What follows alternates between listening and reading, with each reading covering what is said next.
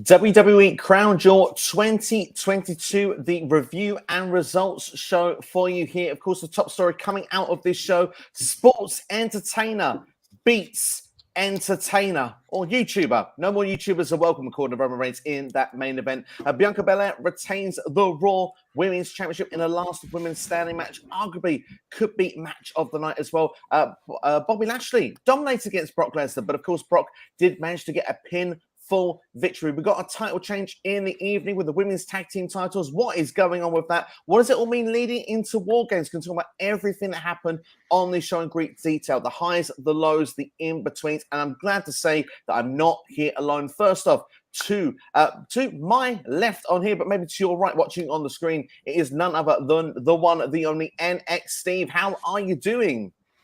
Very good, Steve. Thanks for having me on. I'm really looking forward to this.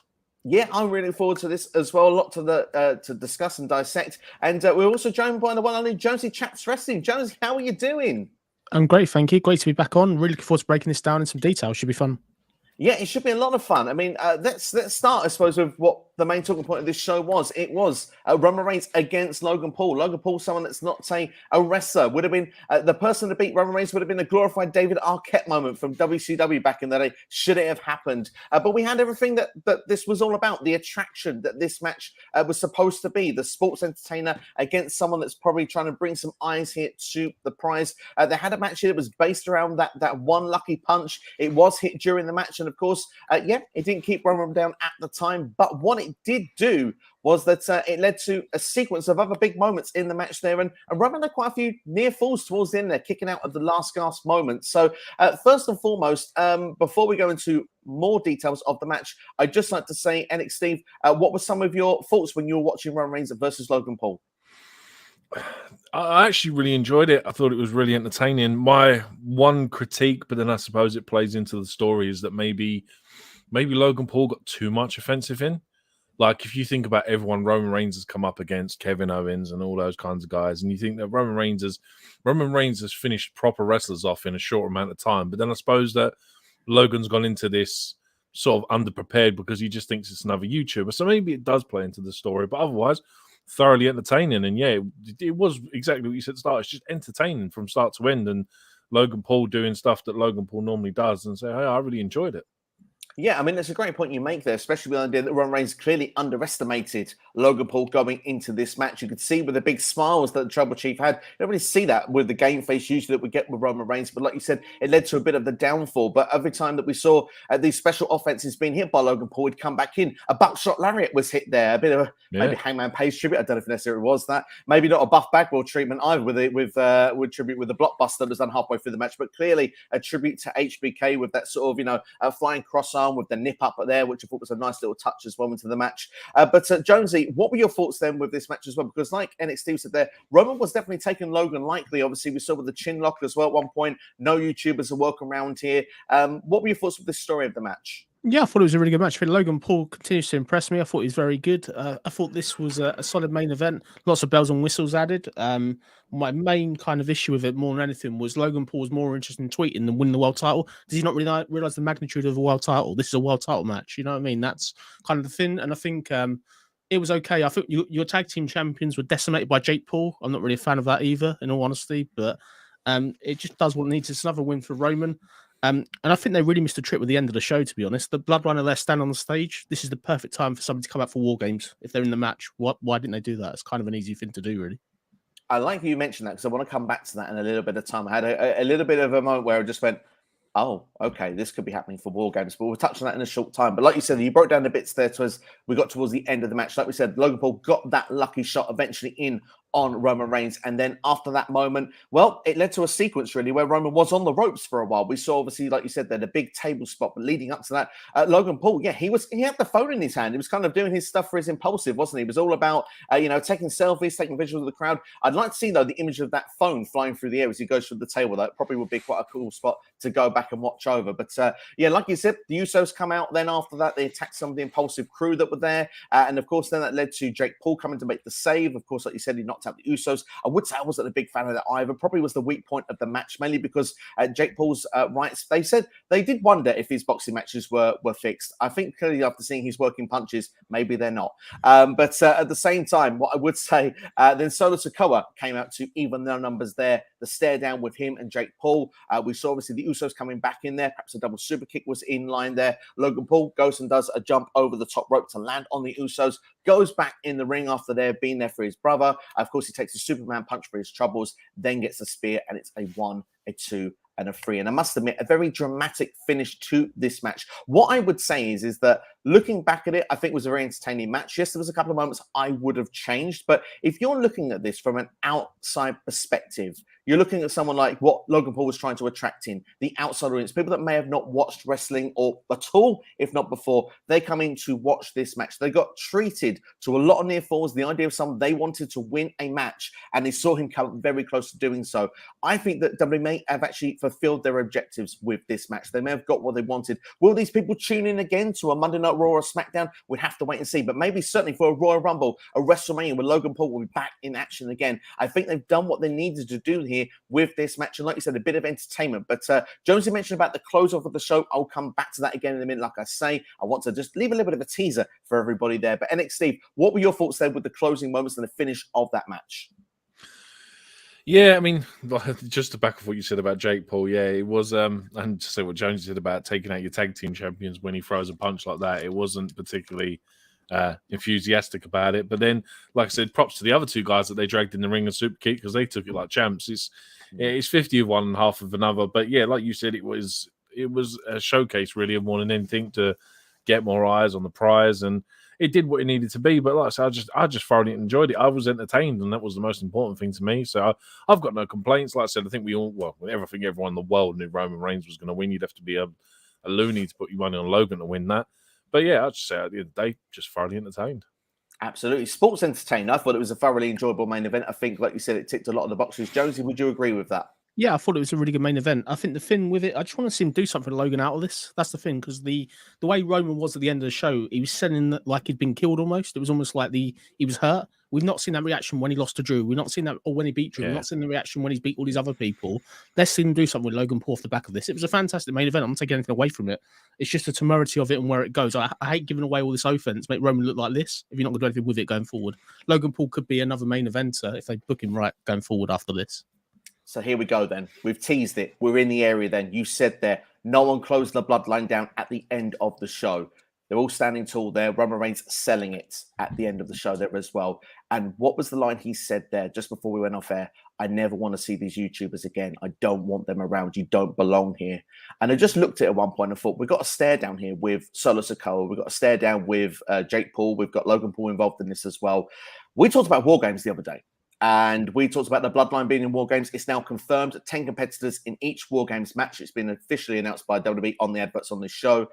Is there a chance? We've got the Brawling Brutes that have been feuding with the Usos. We know the New Day got the shot this coming SmackDown up with the Usos on SmackDown this upcoming week. They'll probably lose that. The Brawling Brutes, Sheamus probably to return. Him and Roman probably a long-term goal for a match on SmackDown before it closes off. Could we get Logan Paul in War Games? I doubt Jake Paul. It doesn't look like he'd be up to it for me. But we mentioned the idea of someone like a Drew McIntyre being a part of that as well. Would they have the name value that would work to send out a War Games, Jonesy?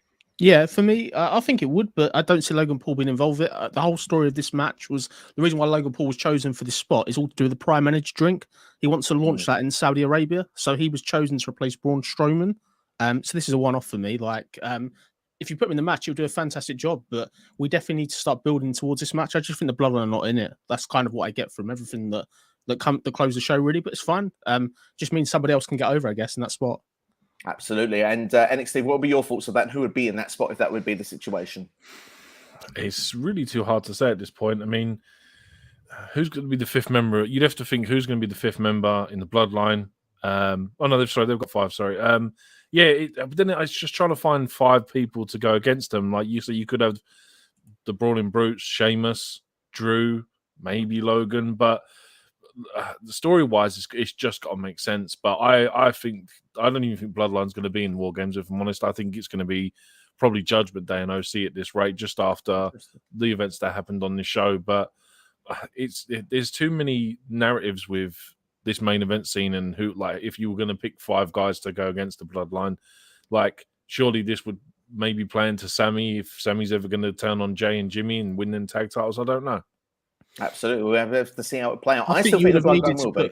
Sorry, I think you need to put Kevin Owens. Kevin Owens would be a great one to come if you want to add that 5th man. He's the person for me. You got that whole dialogue with Kevin Owens, Sami Zayn that has to happen as well. So that's kind of the route they go down. But yeah, I thought, to be honest, it was a really, really good match. Logan Paul doesn't fail to impress. I thought this was his best match so far.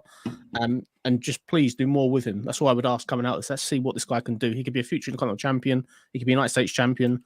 And he does bring the non-fans into the product, which is good, I guess, ultimately. Which is a business overall, isn't it? To be fair, I wouldn't mind seeing Logan Paul having run as an IC champ or United States champ. I think, like, we've seen worse celebrities have championship reigns, so I could see it happening. I think it'd be really good. Yeah, absolutely. And it'd be interesting to see how it would play out. I like the shout of Kevin Owens being in War Games, by the way. Seth Rollins would be the other one for me. If he's turned babyface for a decade of the Shield, that would be the other one that you could go with. Potentially, it could be another one. But let's go into the chat, and then we'll give our rating for the match. And first off, we got Britias. I hope I've said that correctly. Apologies if I haven't. Who won, Logan or Roman? Roman Reigns, the Tribal Chief, never bet against the Tribal Chief. He was on the ropes. He was on the ropes, but everyone else is the twos. And he is the one. He was the one that picked up the victory. WrestleMania UK is saying that main event. And look at all those arrows. Clearly his match of the night there. Thanks for checking out the stream. Hope you are keeping well. Nuben Co as well in house says hello. And it says, yeah, that no YouTubers belong line from Roman Reigns pretty much triggered a ton of YouTubers today. We'll have to wait and see. Although I don't see any of us three challenging the Tribal Chief anytime soon. Have you seen the bloodline there? Even with Sammy there, we're not going against them. And Dan the Man Williams saying, what a show. Absolutely. And anyone else got comments, feel free to drop in with your thoughts and opinions of this show. We look forward to hearing what you thought about this show, Crown Jewel 2022. But just before we move on to the rest of the show and dissecting everything, NXSteve, I'm going to get your rating out of 5, like a 5-star rating if you want. What would you give Roman Reigns versus Logan Paul? I'd go with a 4. I think it was solid. I think it was just the fact that the run-ins even got entrances at the end. It kind of sort of overshadowed a lot of it and played more into the entertainment side of it. But I'd say 4. It's just overall solid and it was entertaining. Absolutely. Jonesy? I go 3 out of 5. I thought it was a really solid main event. It didn't disappoint. Yeah, and they did well the time they got a good amount of time and it told a good story throughout. So I thought it was definitely worth 3 out of 5. Absolutely. I'm going to go smack bang in the middle with these guys. 3.5 for me. Like you say, it ticked a lot of the boxes from an attraction standpoint. It worked. I was sports entertained. Someone who's there all the time watching. I still enjoyed the match. I thought it was really, really good. I like the way that a lot of the things played out, and there is questions coming out of it, which I like as well. It's not just simply feels like one and done, although it may be just one and done. We'll have to wait and see on future episodes and when Logan Paul eventually comes back to WWE TV. But that wasn't the only thing happened on this show. Lots happened. So let's rewind, shall we, to the start of the show. We'll work our way through everything else. Let's talk about Brock Lesnar versus Bobby Lashley, because my goodness, this felt like a dream match going into me. And I've got to say, I was a little bit surprised by the way that this match kicked off, but Jonesy, perhaps you wouldn't have been. Lashley jumped the gun. It was a very heelish move to kick off the match. Yeah, I'm not surprised. Like, it's been coming for a while. I think the thing with it was a clever move from Lashley. He knew Lesnar was going to be kind of a hard opponent, so it was sensible, really. I think it just shows Lashley's intent, I think, which was good. Absolutely, indeed, there. And obviously, I think Lashley was quite dominant throughout a lot of the match. I mean, it seemed quite early on as well. Lesnar looked like he was suffering with his knee or perhaps his leg at some point. I don't know if that was legit or not. Lesnar's that good of a seller. You can't really tell these days. But obviously, he was put in the hurt lock. And one little detail I really liked about this, because you usually don't see it this much in the modern day. You saw the referee throwing the arm up and you checked it 3 times. Usually don't get that these days. Like, they check it once and they kind of go, yeah, he's out. He's not even moving. Let's just ring the bell. It was a very old school touch and something I like that's been brought back in. I hope that if that's a Triple H call, that's used more often in the matches, because it adds drama. It adds excitement to these matches. Personally, for me as well, as we got towards the finish, obviously, Lesnar did hit an F5, but like I say, he was stuck in this hurt lock. He ended up putting both legs on the turnbuckle. It was a bit like Bret Hart and Roddy Piper from WrestleMania 8, flipping backwards, but instead of actually doing the full curl, he kind of just laid on top of Lashley. Weren't sure that the shoulders were fully on the mat. It felt slightly like a botch finish, but like I say, if it was an injured knee, then maybe Lesnar couldn't just, that was one step too far, because he managed to continue a majority of the match here. But one thing, just to say one other touch here for everyone that's sort of thinking, what about the story of this match? How did it play out? Well, there wasn't a beginning, there wasn't a middle. They went straight to the end part. As soon as Lashley did that attack from the start, it was just big men throwing big men about. For me personally, what I wanted to see, I didn't need to build it up to that point. I was quite happy where it went to. NXT, what were your thoughts of Brock Lesnar versus Bobby Lashley? Aside from the actual finish to the match, I actually enjoyed it. I thought it was really good. I mean, it was really strange to see how much of a fan favorite that Brock Lesnar is in Saudi Arabia, because like Bobby was getting all the heel heat, which I was kind of taken back by. But so far entertaining, it personally to me, it just feels like Bobby Lashley just seems to be on the end of so many screwy finishes, like dodgy roll ups, and it might just be me, and my brain might be playing tricks on me, but every time I see Bobby Lashley lose like that, I'm just like, I'm pretty sure they've just done that already. They only did that recently, and it's like, it just feels like I'm getting rinse and repeat with Bobby Lashley. But hey, you couldn't now be looking at a Bobby Lashley heel turn, because I mean, I think I read somewhere today that he wants to get the Hurt Business back together, and I can't see why this couldn't be the start of that. It certainly would tick a lot of the boxes if they wanted to do that. I mean, the thing is, Jonesy, I feel like Riyadh must be watching the Wrestling Report a lot. They seem to be on side with what you've been saying for the last number of weeks. Thank you for the plug, brother. Yeah, it's been saying it for a while, but yeah, I thought this was a really, really good match. I really enjoyed it. Didn't get a long time, but I loved it. I thought the finish obviously was a bit botchy, but it's almost like it went home quick because of injury, maybe. But it made sense. It makes sense for Bobby to lose his head, which is what we want to see him do. I'm going to put something controversial out there. I think Bobby and Seth Rollins are going to swap places. I can see Seth Rollins going babyface and Bobby going heel. I think that's the reason why this has happened. But yeah, really, really enjoyed this match. I would love to see more of it. I feel like and a last man standing match is something I'd love to see with these two, because I think if they were given the same time that Roman and Brock had at SummerSlam, it could be absolutely amazing, some of the stuff they could do. A tractor could return. But yeah, it would be awesome to see if that was to go down. But yeah, obviously Bobby Lashley unhappy after the match, obviously attacking Brock Lesnar again, getting the last laugh on the night. Obviously with a bit of a screwy finish at the Royal Rumble. This, you can argue, was a bit of a questionable finish to protect and get it to 1-1. It feels like we need that rubber match. I'm certain it's happening at WrestleMania 39, that this is where they're going to be the final destination with these two. Does it feel WrestleMania worthy for you, NXSteve? Yes, it can be. It just depends on where they go from here. I suppose the run match is definitely needed, but it needs to be given more than sort of 10 minutes of just one-sidedness for us to get a screw roll up. I really want to see these two go at it. And I know Jonesy said before that, hell, put these two in a cage match or something, or put them in a fight pit or something like that. Do you know what I mean? Just let these two actually go ham and tongue at each other, and do you know what I mean? Actually get our proper money's worth out of these two. Could be the WrestleMania match. We mentioned Last Man Standing. When they go fight pit, could be a good one there with the MMA background. Certainly would be down to seeing something like that. I reckon their next interact perhaps at the Royal Rumble. I could see them perhaps eliminating each other, whether one throws one over the top rope, the other one getting back in, throw the other one out. I could definitely see something along that line. Would be quite interesting if they wanted to do that. But is there anything else we'd like to add with Brock Lesnar and Bobby Lashley before we move on? No, move on, fella. Let's move on. Well, I'll tell you what, before we move on, let's give us our little star rating. Then, NXT, what would you give for Brock Lesnar versus Bobby Lashley? Say 2.5. I think I really wanted more out of this. Like, I was really looking forward to it, and it kind of delivered in a lot of aspects, but I just felt left wanting more. And maybe that's not a bad thing coming out of that. Jonesy, what would be your pick there? Don't sound like a parrot. I'm going 2.5 as well. I think it did what it needed to do. We don't know the full circumstance of injury. I think that kind of played into it. But I think 2.5 is fair, really, based on everything we got. We got what we kind of needed, but we want more of it. It was just a taste, really. Absolutely. I must admit, I was sold with the idea of potential injury in that match. It hooked me more in. So I'm going 3 out of 5 for myself for Brock Lesnar versus Bobby Lashley. But yeah, I mean, to be fair, our next match, before we even got to it, Alexa Bliss was in an interview with whoever was interviewing her and Asuka backstage. And then we saw the white logo come up on the TV screen. A lot of people were a bit freaked out, especially in the crowd. Jonesy, I want to get your immediate reaction. I know you're a big fan with the white stuff going on. The tease there with Alexa Bliss, nothing led to it on the night, but could this be the start of what could be a very long-term play? I thought it was good. I thought it was clever. It's something different. Yeah, just looking forward to see where they go with this. I thought it was a bit weird why there's been nothing the weeks building up to this of anything teasing Alexa and Bray since he's come back, but willing to give this a chance. But it makes sense based on history for him to target her. So as long as there's a woman involved to fight her, because when it's men versus women, it just goes nowhere, which was the problem last time this program was kind of set up, if that makes sense. Absolutely. And something you suggested to me off air, which we could be coming back to regarding that at the end of this match. People may be already guessing where we're going with it. But first off, NXSteve, what were your thoughts there with that backstage reaction of Alexa Bliss? Seeing the screen there, they've been a little bit freaked out as well.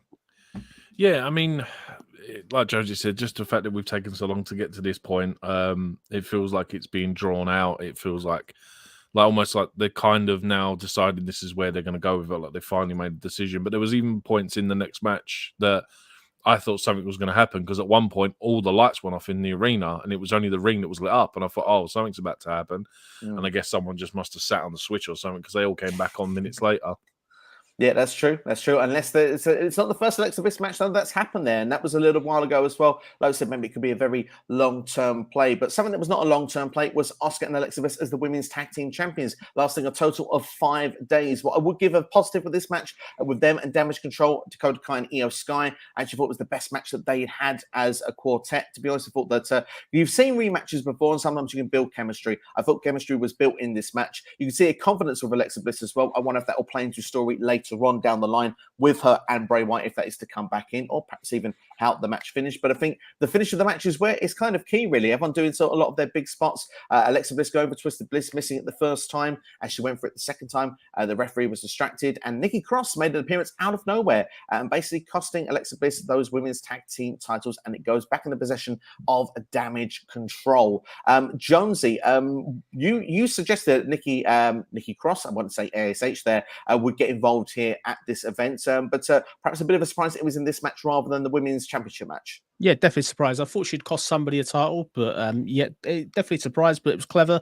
I really liked this match. I thought it told a good tale. I love the Io Sky Oscar Finn that's building. They've got to do a match, singles feud that's starting. I think they have to do that. I thought this was fine. I'm not a massive fan of Hop taking the belts, but I'm so glad Damage Control have got it back. And I thought this told a good story. I think Nikki Cross at the end is something different. And I think Nikki Cross doing Bray's work is something that they could do, which I thought was really, really clever. My only slight concern with Nikki Cross is the other week she's attacking Bayley. If she is in Damage Control, why is she attacking Bayley? It just doesn't really add up for me. If they missed that part out of the story at this point, I think it would have been a lot more of a bet. Would have looked a lot more better if it was presented the way it had been so far. Yeah, absolutely. I mean, I would agree with you. I feel that when you look at it, I look back at Raw and I look when particularly those championships changed hands there at that moment, and I thought to myself, like, I had an idea where the direction would be going with this, and then we see with the championships change hands here. We see with the cause of it, Nikki Cross, like you said, she's been involved with both sides. She's meant to be an unhinged character as well. For me, it feels a bit messy with what they're doing with this division at this particular moment. But I do hope that what it's leading to, which we do know what it's leading to, is leading to War Games in some fashion. It feels like the numbers are aligning up, and obviously, clearly with Damage Control, Nikki Cross, we don't know what side she'll be on, but probably more likely will end up on the heels if I had to guess at this moment. Bianca, Asuka, and Alexa certainly will be on one side as well. But let's see how it's going to go down. NXSteve, what would your thoughts with the finish of this match, and what would be your rating with it? I enjoyed the match, especially the whole Io Sky Asuka segment in the middle, because it really felt like they were pulling off some old school Japan matches that they've had. Like the chemistry that those two have is just amazing. Yeah, I second what Jonesy said, that we need to get a singles like rivalry between those two, because it was thoroughly entertaining. And to back on what you said, yeah, definitely the best chemistry that Damage Control have had in one of their matches. But then I'm left answering questions like you guys as well, like why Nikki Cross? What is she doing? I'm glad that the titles are back on Damage Control. I think it makes more sense. You predicted it, didn't you? Predict it? Sorry to interrupt you. You did, didn't you? Yeah. Well done, mate. Yeah, it was one of my few ones that I was thrown out there. It just made more sense for those two to have the tag team titles in Asuka and Alexa. But then again, like even before the match with the whole Bray Wyatt thing, I think that kind of for me was the one where I'm like, yeah, these two are definitely losing. Where we've got Bray interacting with Alexa. But overall for the match, I'll be generous. I'll give him 3.5. I thought it was entertaining for a match that was only thrown on the card this week. I said, yeah, I thought it was really good. Absolutely. Even the renders were not even full bulletproof, were they, if you go back and look at them? But especially Alexa's hand, it's of the Sasha Banks of when she held the championship. But at the same time, Jonesy, what would be your fun thoughts and rating of this match? I'd go 2. I think it was an okay match. It done what it needed to do. In order to get to a 3, we needed more of what we saw on the screen, really. We needed the lights flickering. We needed that type of stuff, some sort of involvement of Bray in some capacity, I think, either been on the screen or something. But it didn't want it to do. And yeah, I think a 2, like the title changing belts is okay. Just don't do this too often, because the women's title isn't worth much at the moment. Yeah, they need to have a nice prominent reign for someone with those championship belts. And I thought that's what it was leading to. Ronda Rousey and Shayna Baszler thought would end up being long-term women's tag team champions in the near future. But now it's back on the heels. I don't see that actually. Are they just holding the belts now to Naomi and Bianca, Naomi and Sasha come back even? Sorry. That's what it seems to be. Everyone seems to be just hot taking the belts until these two finally come back. I don't know if anyone else gets that opinion. as well. Yeah, I could figure that opinion at the minute. I think you might be on the money with it.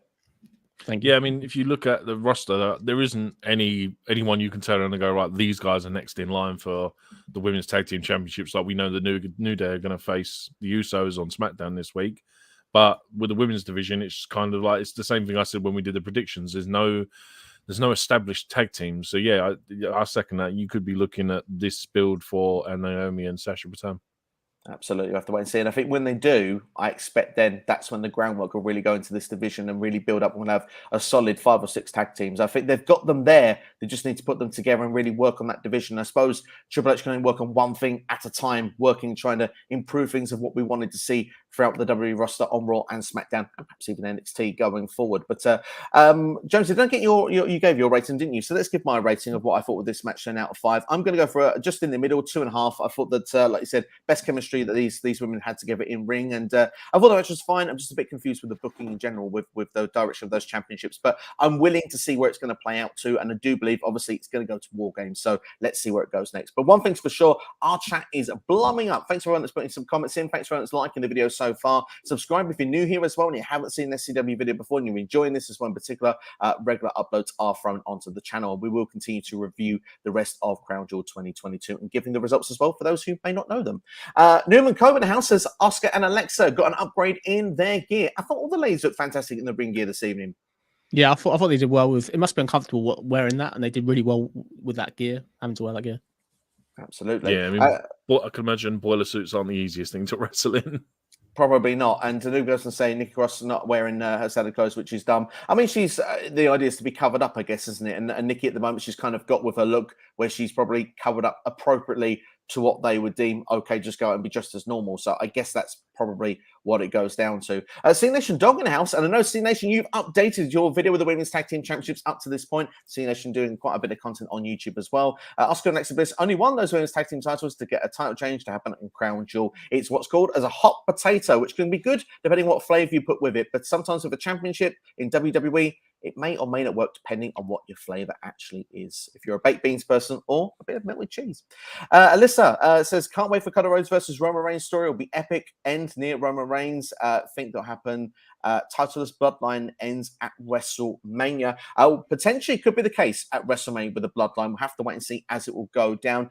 Jonesy, very quickly, do you think Cody versus Roman is the current destination for WrestleMania for a main event? Yeah, if they can't get The Rock, or they go to Sami Zayn. I still think Sami Zayn and Roman Reigns is possible at this point. Sami is, as we say on every stream, he's the most organic over person in the company, and the chance he gets continually. This is one guy built up correctly can be Daniel Bryan for me this year. Well, not this year, 2023 even. Absolutely, he was actually cheered with this kind of "We want Sami" in the press conference. Roman had to try and cool him down, didn't he? Yeah, because he won't go then. It's about how much they chanted, but that just. Yeah, back now. You're back now. Sorry, I just said the fact he would never go there, and he's still getting all those chants. It just goes to show how over he must be. Yeah, he must be really over. Credit to them though, but sorry. No, I was just say it's been really well done. But then again, to be fair with WWE, this whole show they did really good with reminding people of people that weren't on the card. Like they had promo packages in between every match for wrestlers that weren't on the show. Kevin Owens, Cody Rhodes, Seth Rollins, and I thought they did that really well. Like it's not something we normally get where, oh, these are the other stars that aren't on this show. Like I said, massive props to them because it just keeps them fresh in people's minds. Absolutely, indeed. There, C Nation Dog goes on to say, why did Triple H even give Alexa Bliss and Asuka the Women's Tag Team Championships in the first place? To have damage control, win them back. Come on, Triple H, do better. It must be leading something to do War Games, but yeah, your explanation is as good as mine at this point. Richard Robes in the house says, spotted after Crown Jewel, AJ Styles high five Bianca Belair as their friend. Got to love it. Got to love it. C Nation Dog says, damage control's booking has been messy. It certainly has been. I would argue and say that they've been losing matches at a lot of key moments, and perhaps another key loss has taken place this evening that we'll be talking about more later in this stream. C Nation also asking, did Bobby Lashley turn heel tonight? Certainly is a possibility that he may have done. It's certainly the starting steps where it would be more of a clear heel turn. There's definitely been teasers on Raw over the last number of weeks. Jonesy's been alluding to that quite a while now on here and on Rated R Wrestling's channel. So yeah, it's quite fun to see. Nuben Co says WWE need to get the match between Asuka and Asuka at WrestleMania in Hollywood. I don't care if it's for the title. It's a main event match at Mania. Just make it happen. I would be down for it at WrestleMania. That would be a great spot for it, Jonesy. I think so, definitely. I think it could be really, really good. And I think if they're sort of away from the stables and it's just one-on-one, I think that'd be a really good match to see. Book it. It's an easy one to do. And all this work they've done so far with these two in the ring, it's got to go somewhere, hasn't it? And they're speaking about their history quite open on commentary, Steve. Yeah, all through the show they were talking about. Like, I texted you halfway through and was surprised at the amount of New Japan references that they made during the Judgment Day OC match. But yeah, like I said, I think this is. I'm glad that they're doing it because there is other wrestling out there in the world, and like the fact that WWE are now acknowledging that it exists. Plus, it plays more into the fact that their story now that they can turn around and say things like, "Oh yeah, well, these two have time previously together in Japan," blah blah blah blah, and it builds more of a story between them. Absolutely, 100% agree deep with that. Dan Williams says WWE's been consistent so far. Very solid booking from start to finish there, Phil. Dan must have really enjoyed that show, and it's pleasing to see. I like when people say they've enjoyed the show. That's what we want to see, a wrestling community, a happy community. And Dan, he's got the power of positivity. Let's move on in the meantime. Let's go and talk about the following match, which was the steel cage match. It felt like a throwback to the 80s, early 90s, in my opinion, watching this one. Drew McIntyre versus Karrion Kross. And I'm going to say that's not a dig, by the way. I really enjoyed this steel cage match. I thought it was a lot better than the strap match that we saw in Extreme Rules. I thought that it suited both stars much better. I still have that niggling problem with the fact that Scarlett has to get involved on Karrion Kross's behalf. He's obviously clearly not at the level yet that he thinks he should be at. And I'm hoping now, as we just say, he lost this match, that he can actually perhaps work his way back up to a level like this, rather than actually just going and then needing Scarlett's help every opportunity. But Scarlett, certainly a key component. We mentioned the idea of the mace, the pepper spray being used again. Of course, a cage, you can see through it. Of course, the spray can get through it. But of course, with Drew trying to get out of the door, once he got the advantage, Scarlett locked the door, held the key, made sure that Drew couldn't get out. So he climbed over the cage, then Scarlett frantically opening the door and Karrion trying to get out, but couldn't get out in time. I thought that was definitely an old school throwback finish, Steve. Yeah, I mean, for me, I think it kind of helped negate the effect from Extreme Rules, that the fact it was Scarlett's interference that more or less cost Karrion this match, and the fact that she locked the cage door and she had the key and then she struggled to get the cage door back open again as Drew was climbing over. I think it just helped, like I said, even out the balance from how much she was involved in the Extreme Rules match. But yeah, these two, so much more better than the strap match. They were able to be like just wrestlers in this and not have to worry about restrictions and confinements apart from the cage itself, which as always plays a key part in these matches. But even it's always good to see a superplex as well. And it was done carefully and it was done properly. And like I said, thoroughly entertaining match. I really enjoyed this. And the fact as well, just on Drew's entrance alone, the fact that he got the whole drone light in the air, it just shows that WWE still see him as a big star and he still gets the big star treatment. Absolutely. And they made a big deal of that as well going into the match. So, like what we've talked about here, I mean, Jonesy was very clear on it before about saying how he lost at Clash of the Castle, lost at the last show. Malcolm Cole said that on commentary, like he needs to win this match. He can't afford to lose it, Drew. Apparently. Yeah, he's on a really bad run. He needs to win this match. Obviously, Karrion Kross, they explained as well on commentary, this is Karrion Kross. He's a slower athlete. And that made him almost feel like, well, actually, no, I can deal with the pace of this match because this is who he is. We're being explained what Karrion Kross is all about. He is a slower type of performer who does things more, psychologically, more with, intent. It's not just bam, bam, bam, hoping I half hit a super kick and then try and jump off the top rope. There's actually some psychology into what he's doing as and when it's being done. Jonesy, do you like these little touches that were being added to this match? I thought it was a really good match. I thought far better than the last match. I really kind of enjoyed it. I felt that it told a good story. The only thing I was slightly concerned of is, do you know when they use the mace spray and then Drew's kind of blinded? Yeah. Like Scarlett then lets Drew recover. She doesn't think to then use the mace spray again. Why wouldn't you just use the spray again to stop Karrion Kross? It's just logic because it's a bit silly, but I enjoyed it. I thought it was a really well done match. The only thing that was missing for me, I really thought this was going to WrestleMania 7, Rip Martel versus Jake the Snake Roberts blindfold match. I thought that was the route they were going to go down, honestly, after this. But yeah, I thought it was good. It was better that the right person won. But I just hope the feud is done, though. Like, let's get the feud done and let's let both these two go on and do their own thing, really. Karrion needs a rebuild of some sort after this, though. Absolutely. Just to think the blindfold match being brought back, honestly, it would be hilarious. I thought it was the way they were going to go down, to be fair, because obviously with the Mason stuff, and then I guess, I don't know what he would do about Scarlett. I ain't thought about that, but I thought it could be a really good throwback. Like, we've had the 80s cage, why not have the WrestleMania 7 blindfold match? Absolutely. And the thing is, as well, you mentioned about the mace there. Maybe she's the same mace that she had Maybe she ran Extreme out. Rules. Yeah, she's run out. So, when you get to that It's sort all of end gonna of your link spot or whatever, do you know what I mean? maybe. You need to, you always bring a new one in if you're going to actually go and attack Drew McIntyre with it. Make sure it's fresh That's a fair and to point. the top. You make a good point. And Jonesy, like you said, we thought this was a good cage match all around. What would be then your rating for this? And do you see, like, going forward, does Drew go off to do something different now? Does he try to get himself into War Games, carrying across? Should he go more towards the Intercontinental title? What's the future for these guys, and what should be happening next? Okay, I'll go my rating. My rating's 3 out of 5. I think the reason why it's a 3, it's so much better than last month. Where they go next, Drew needs to go into War Games, as you alluded to. I agree with that. The dream feud for Karrion Kross for me is a feud against Braun Strowman. Braun Strowman's on the up now. This could be a great money match if booked right. Although Karrion may not win that feud, it's a match I'd quite like to see. I think it could be really hard hitting. I think it would tell a good story. Certainly one of those can control the narrative as well. NXSteve, what were your... sorry. Very good. What would be your final thoughts, and then what would be your rating of the match? I can probably see this going to another one because if I'm correct, I think they're tied at 1-1 now, aren't they, for matches on live events? So this is probably going to get a third match out of it. This is probably going to be at Survivor Series.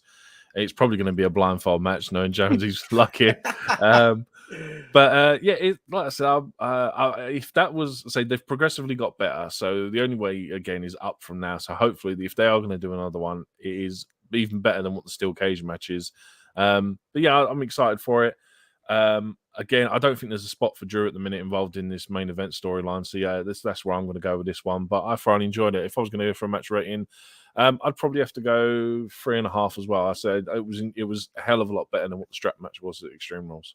Certainly, indeed. There, I had a bit of a chuckle myself. I started thinking about Vince Russo booking there, the idea of the blindfold, maybe Scarlett on a pole match, something like that. I'm up to New Blood Rising currently with Judy Bagwell on a forklift at the moment. So, I've got something even worse they could do. They could do the old sort of in a cage above the ring, the Paul Bearer, Survivor Series 97, Mankind and Undertaker, Paul Bearer in the cage, Shark Cage. That's probably the route they could do with Scarlett.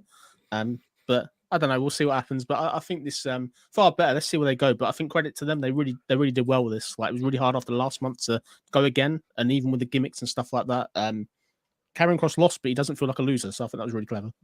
Absolutely, I would agree with that. And I think certainly overall, I think that this match it came out with a lot more shining glory than it did on the last show. So fingers crossed that they'll continue to be booked well going forward in future shows. Yeah. To give my final rating of the match as well, because I didn't do that. I just got you guys to say your final rating. I'll give it a 3 out of 5. I actually quite enjoyed this match. I thought it was one of my favourites up until we got to the later part of the show. West Coast Popcast in house says, good review, guys. This was the first Crown Jewel I watched front to back from Zach's there. Well, I'm pleased you're enjoying the review. So let us know, did you enjoy the show? First one that you've watched from start to finish. What were your high points? Maybe a match of the night as well. Would love to know.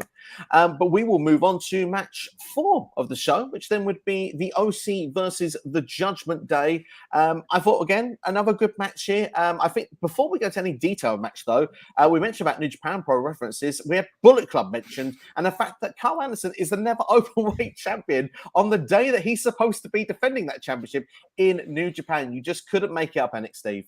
I tell you what, if that was a British crowd, they would have come out with some weird chant that would have been "You shouldn't be here" or "Your double book" chant, because that's what we do over here. We'd have come out with something cocky like that. But yeah, it was like just the fact that they acknowledged it. I mean, I think Michael Cole kind of tripped up somewhere along the line because he started talking about Bullet Club and then started going on about how Finn Balor was the original leader of the club, and I was like, you've already said it once, just carry on saying it. I mean, I suppose you don't want to mention it too much, but yeah, like I said, this is what they need to do to build these stories between these people. Let people know that these guys have a history that existed before WWE.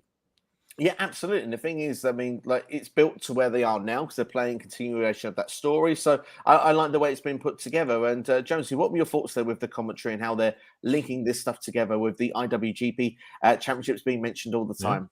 I like it. I hope we're going to get some New Japan invasion. I hope that both companies are working together. That would be a clever thing to do, but I can't see it. But no, I thought it was okay.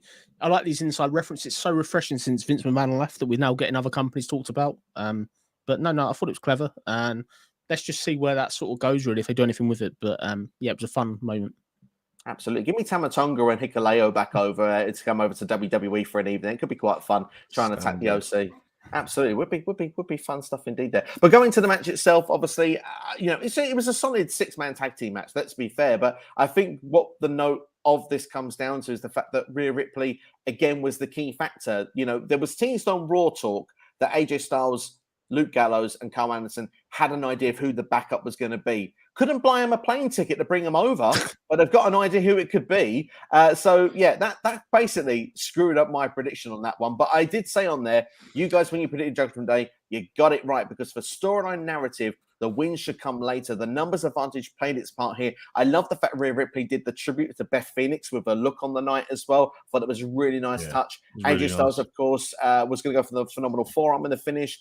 She pulled him off of there, and obviously had his face sort of knocked into the side, hardest part of the ring, the other side part of the canvas. And then obviously we've got the coup de grace from Finn Balor to pick up the victory. But Jonesy, all in all, when you look at this match itself, did you enjoy it? Yeah, I thought it was a really good match. It continued what we've seen week on week, like with this feud. I've really kind of enjoyed it. And you've got to put it out there. The OC and AJ Styles must be total idiots. Surely they know Rhea was going to get involved. How could you not? He went off to find a woman weeks ago. So what's he been doing? But no, I think it was a really good match. My only slight concern or my only slight disappointment was AJ got pinned. Carl Anderson should be getting pinned, even if he's the Nevermind champion or whatever it is. AJ Styles should be AJ Styles should basically be the one that doesn't get pinned. It should be Carl Anderson. But great match, and Judgment Day came out as $1 million. I love that. That was a great. That's we've got to reference it now. It's the Nevermind. If you don't watch New Japan, I don't watch New Japan. Call me ignorant, whatever. It might as well be Nevermind. It might as well be the Cruiserweight or something. I don't even care, to be honest. But it was a good match. Did what it do. Rhea looked $1 million. She wasn't as dominating as she has been in other weeks, but she got involved. Looking forward to seeing the payoff at Survivor Series. It's going to be Beth Phoenix. You called it, Steve. I'll give you that. And just see where they go. Let's see how they keep going for the next month. Has to be War Games though. The way it's going, I think one of them. It feels like it's going that direction, potentially, because it seems to be the most personal feud of everything going in there at the moment. But NXSteve, what are your thoughts then when you look at this match? Very solid match. I thoroughly enjoyed this. The only reason I can think why we didn't get the reveal of who the female counterpart for Rhea will be is because you're not going to get as big a pop out in Saudi Arabia as if you was back on an American crowd, which is I feel why they'll save it. It'll probably be Monday night on Raw, to be fair. But I second what Jonesy said. I can see this being the actual War Games match. It makes more sense. I think if you're going to have, I don't see why you couldn't have the OC, Edge, and Beth Phoenix versus like the four members of Judgment Day, and then they just find a fifth. Like I can't see why you can't have two women in there. And Beth Phoenix has been in the Men's Rumble before. Rhea Ripley has obviously been doing all her stuff. She's taken out Luke Gallows recently. She took out AJ at Crown Jewel. So I can't see why we can't get some sort of iteration of it. And then hopefully one day we'll finally get Rhea Ripley as IC champion, like I've been predicting for months. But no, otherwise it was a really good match. I say thoroughly enjoyed it. But yeah, I'm the same with Jonesy. Normally it's Carl Anderson that is the pin man in these matches, and to see AJ get pinned is it's a bit of a weird one for me. I can understand it. Do you think they complained to the story because AJ initially was the one that they wanted to get into the Judgment Day, and they complained to the fact that you brought your back up in, you still aren't good enough? Yeah, I suppose so. If you look at it like that, yeah. Jonesy? Yeah, maybe. I think so. I think it kind of makes sense. I think the thing with it is just what they do with it. Just please, WWE, I ask one thing of you. Just give us AJ Styles on more pay-per-views. This guy, it was great to see him in this brief spot. Just shows what they've been missing for months. I think it was even in defeat, he carried the match in large parts. But I really enjoyed it. Dominic Mysterio, I love the cowardly role again. He really kind of done it. The only mistake they made, they didn't give him a microphone. This guy on a microphone is money at the moment. He's the best thing besides MJF on the mic in wrestling at the moment. So actually, that's probably like Sami Zayn's as well, probably. But I enjoyed it. I thought this was a good match, ultimately. Absolutely. Jones, what would be your rating for it?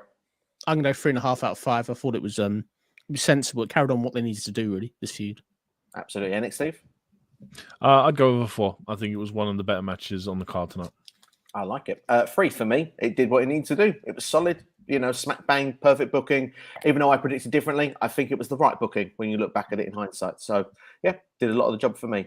Let's go into the chat and see what everyone's got to say. We've got Tino's time in the house. You know what time it is. He says, hey, guys, what a show. He says, thanks, Steve, for stopping by on his show. No problem, Tino. Did a fantastic watch-along today. You had like 129 people with you at the same time at one point. Fantastic stuff indeed there, Tino. Make sure you go and support him on YouTube if you haven't already. He's still shocked that Bayley lost. We'll be talking about that very, very shortly.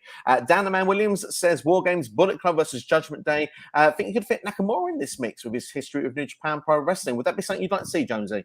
Yeah, I think they could be good. Like Nakamura, I think he needs to do something new, so I would be a fan of that.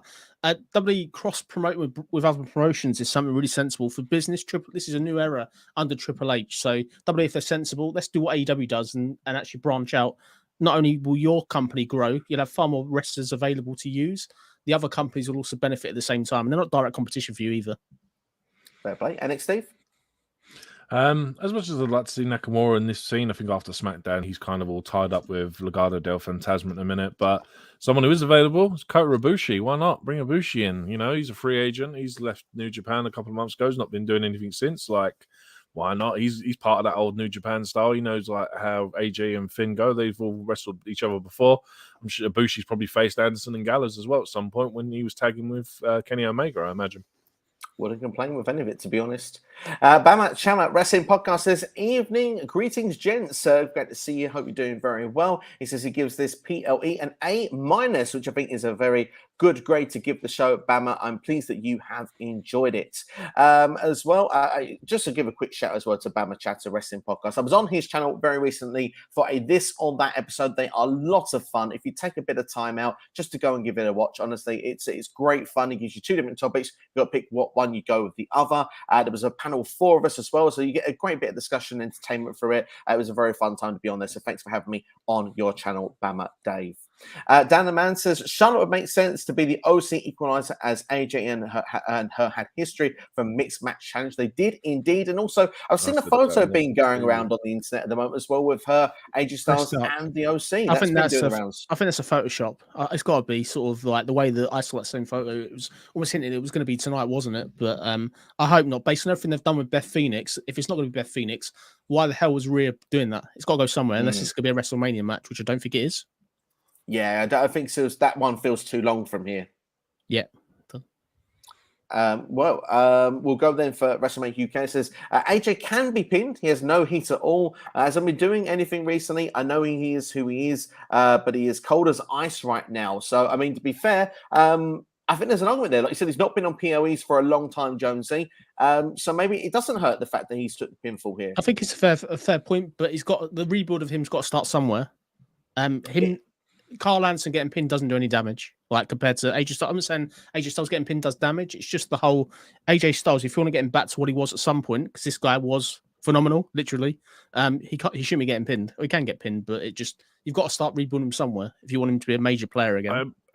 I mean, I imagine the end goal is an AJ Finn one-on-one rivalry, which is I've been crying out for years to see these two finally get a one-on-one rivalry in WWE. And yeah, I know obviously with Rhea being involved, you can kind of get away with AJ being pinned, but it just depends. Hopefully they just do it right. And like I said, yeah, AJ just needs to be back in the main event scene now, especially now he's got the OC and like I want to see them guys back in the tag team scene again. I'm really excited about what's going to happen with these guys. I'm really excited to see where it's going to go going forward. I think AJ Styles can be pinned, like I said, for the storyline. Maybe it didn't actually work when it comes to Raw. We'll have to wait and see what the fallout will be. Otherwise, yeah, on a different day, one of the OCs. But they're meant to be the greatest tag team of all in the world, aren't they? They won that there a few years ago, the last time we were there. So I guess maybe it makes the tag team still look strong because they've just returned to the company. Who knows? Bama Chatter says, babyface Charlotte doesn't work. I agree with Jonesy. It's Beth, the Nightmare versus the Glamazon at Royal Rumble or WrestleMania. Royal Rumble will be a great shout for that because that certainly would be not in the too distant future. Dean as well, hello to you in the chat also, who's it's just kind of put a full stop, but thank you for showing us that you're here anyway, because it does help the algorithms just a little bit. Speaking of which as well, anyone that's watching this video, please hit the like button if you haven't already. Consider that. Maybe subscribe as well if you haven't already. And of course, leave a comment on what you thought about the show, because we'll give you a shout out as well. But in the meantime, it's a good time to say that because, well, we've got to talk about Braun Strowman versus Omos next. To be fair, I'm going to say this as a bit of a positive. The match wasn't as bad as I thought it would be. First off, it wasn't as bad as I thought it would be. And Omos, I think, actually can talk a bit of smack. I thought I was watching D'Lo Brown for after that match. I was kind of enjoying it. NXSteve, what were your thoughts with Braun Strowman versus Omos? Of course, Braun Strowman being dominated for the majority of it, going to do the choo-choo train. He was cut off as well doing it. That was one of my favourite spots. But in the end, of course, Braun Strowman did manage to get the power slam and got the 1, 2, 3. What were your thoughts? Where has this Omos been? The trash talking guy is amazing. I was so impressed. I was like, I'm actually believing Omos now. Like, why has he got a mouthpiece? The guy can talk smack for himself. The match itself is what you expect from two big guys, but I was thoroughly entertained with it. Like, anything Braun tried doing, Omos had an answer for. I was a bit annoyed that it took only one power slam for Braun to beat Omos. Surprisingly, how much offense Omos had got off on him. But yeah, man, like I was sitting there thinking, do you know what? He was giving me Roman Reigns vibes. Like when he was talking trash in the ring, I was like, this is exactly what Roman's doing in the main event scene. Yeah. And I sat there and thought to myself, I wouldn't actually mind seeing Omos be a future challenger for Roman Reigns at some point between now and Mania. Roman will obviously win because it's Roman Reigns, but I thought he was fantastic. I was thoroughly impressed. And like I said, why has he got a mouthpiece that when he can talk like that all along? To be fair, I think you make a number of interesting points there. I'm going to throw it over to Jonesy because obviously we saw a very different Omos tonight to what I feel we've ever seen. This, and they made a highlight of commentary as well. This is a different Omos ever. Do we really need to see Omos in handicap matches against jobbers anymore? Against 4-on-1s, 5-on-1s, whatever they need to do. Should Omos be in matches like this, and he maybe will stand out and show off a bit better? Or do you feel completely different to what NXSteve has just said? I think it's great to see him improve. That's the most important thing. I think the thing with it, this guy's coming leaps and bounds. Let's not forget almost his first match where he won the tag team titles with AJ Styles. We had an electric feeling. We all felt really positive about the guy. He's a great talker, but he is going to be a pantomime villain. That's kind of the impression I get from him. He's nothing more than an attraction. Let's see him work with some better wrestlers. Unfortunately, in WWE, there isn't a Tom Pritchard these days to take almost like a giant silver away from him to work and get seasoned and stuff. He almost needs to go to NXT to get seasoned, I think, really. But it was an okay match. Braun won. And Omos, to be fair, if you don't want him wrestle, let him be a manager. I think he could be a really good manager for somebody if necessary. In that bodyguard role, kind of like a Diesel. He did it at Raw Underground, didn't he, as well, before? And it was kind of cool. Yeah. I mean, I would agree. Just to play on the whole jobber theory, like, I'm not being funny, but Brock Lesnar's first match was against Spike Dudley. And look where Brock Lesnar is now. Like Brock Lesnar's first televised match was, I think he was a handicap match against Spike Dudley and someone else, and he absolutely destroyed him. And now look at Brock Lesnar, man. Guy's making millions of dollars, and he's been a multi-time world champion. What I would say though, Brock was slightly more talented than him. Obviously, sort of shooting star presses, and he'd been in that fantastic tag team with Shelton Benjamin in Ohio Valley Wrestling as well. Which hey, that season. I'm all up for seeing Omos attempt a shooting star press from off the top rope, right? It'd be amazing if he hit it, to be fair. Give me it'd be amazing. But I think this was a really good feud for Omos, even if he lost. Just where they go with this. Obviously, this is all designed to get Braun over and make Braun look like the next second coming of Hulk Hogan against Andre the Giant, basically. And it did that for me. Yeah, it certainly wasn't Undertaker Giant Gonzalez like I feared it. No, it wasn't, thank God. It wasn't, no. Yeah, so I was honestly dreading this match. I thought it was going to be honestly really bad, but like I said, Omos in it I'm well sold on Omos now. Like I'm beginning to become a really big fan if that's how he's going to be in every match going forward. MVP's tutelage is just paying off then. Yeah, it seems to be. Yeah, MVP's working his magic because otherwise I'd have said with Jonesy should have gone for the Nevermind Championship, but Nevermind. You know, literally. Never gonna live that down. There we go. It was very funny, mate. I wouldn't want to live it down. Okay. But Bama Chat says that was a big man match. That was a big surprise. Great match. I disagree with NXSteve in one. Wasn't anything that weighs a combined 750 pounds. Falling shouldn't move within 10 seconds. Fair enough. Yeah, I mean, if he's hit with a big move, like you say there, I mean, Braun Strowman's hit with a fair few of them as well, though, and obviously maybe almost didn't go for enough pinfalls. Maybe that was the downfall, really, when you look at the story of the match. But now that we have a heel Bobby Lashley again, give me a reformed Hurt Business of Omos as the 5th member. Please get Cedric and Shelton out of catering. It's time to get back in business. Gents, I would love this personally. Jonesy, I'll start with you on it. Yeah, I love it. Can we also get Carmelo Hayes while he's at it as well? And I think that would be a perfect stable. Basically, I mean, I would love all these and make them a bit more serious. Let's go to the Nation of Domination type way they were going to be originally before it got kiboshed. Interesting stuff there. NXSteve. I'd be okay with Omos being part of Hurt Business as the 5th man, but I would personally like to see this match now play into the fact that after everything MVP's done for Omos, Omos is just picking up loss after loss, and I would like to see him actually break away from MVP so MVP can go back to Hurt Business and Omos can go on to be a single star. Because like I said, I'd personally like to see Omos have a shot at Roman Reigns, because if that's the trash talk and we're going to get off of him in the ring, I think that's going to be thoroughly entertaining with Roman Reigns. He certainly needs some mic time. That's one thing for sure. Give him a microphone and see how it goes.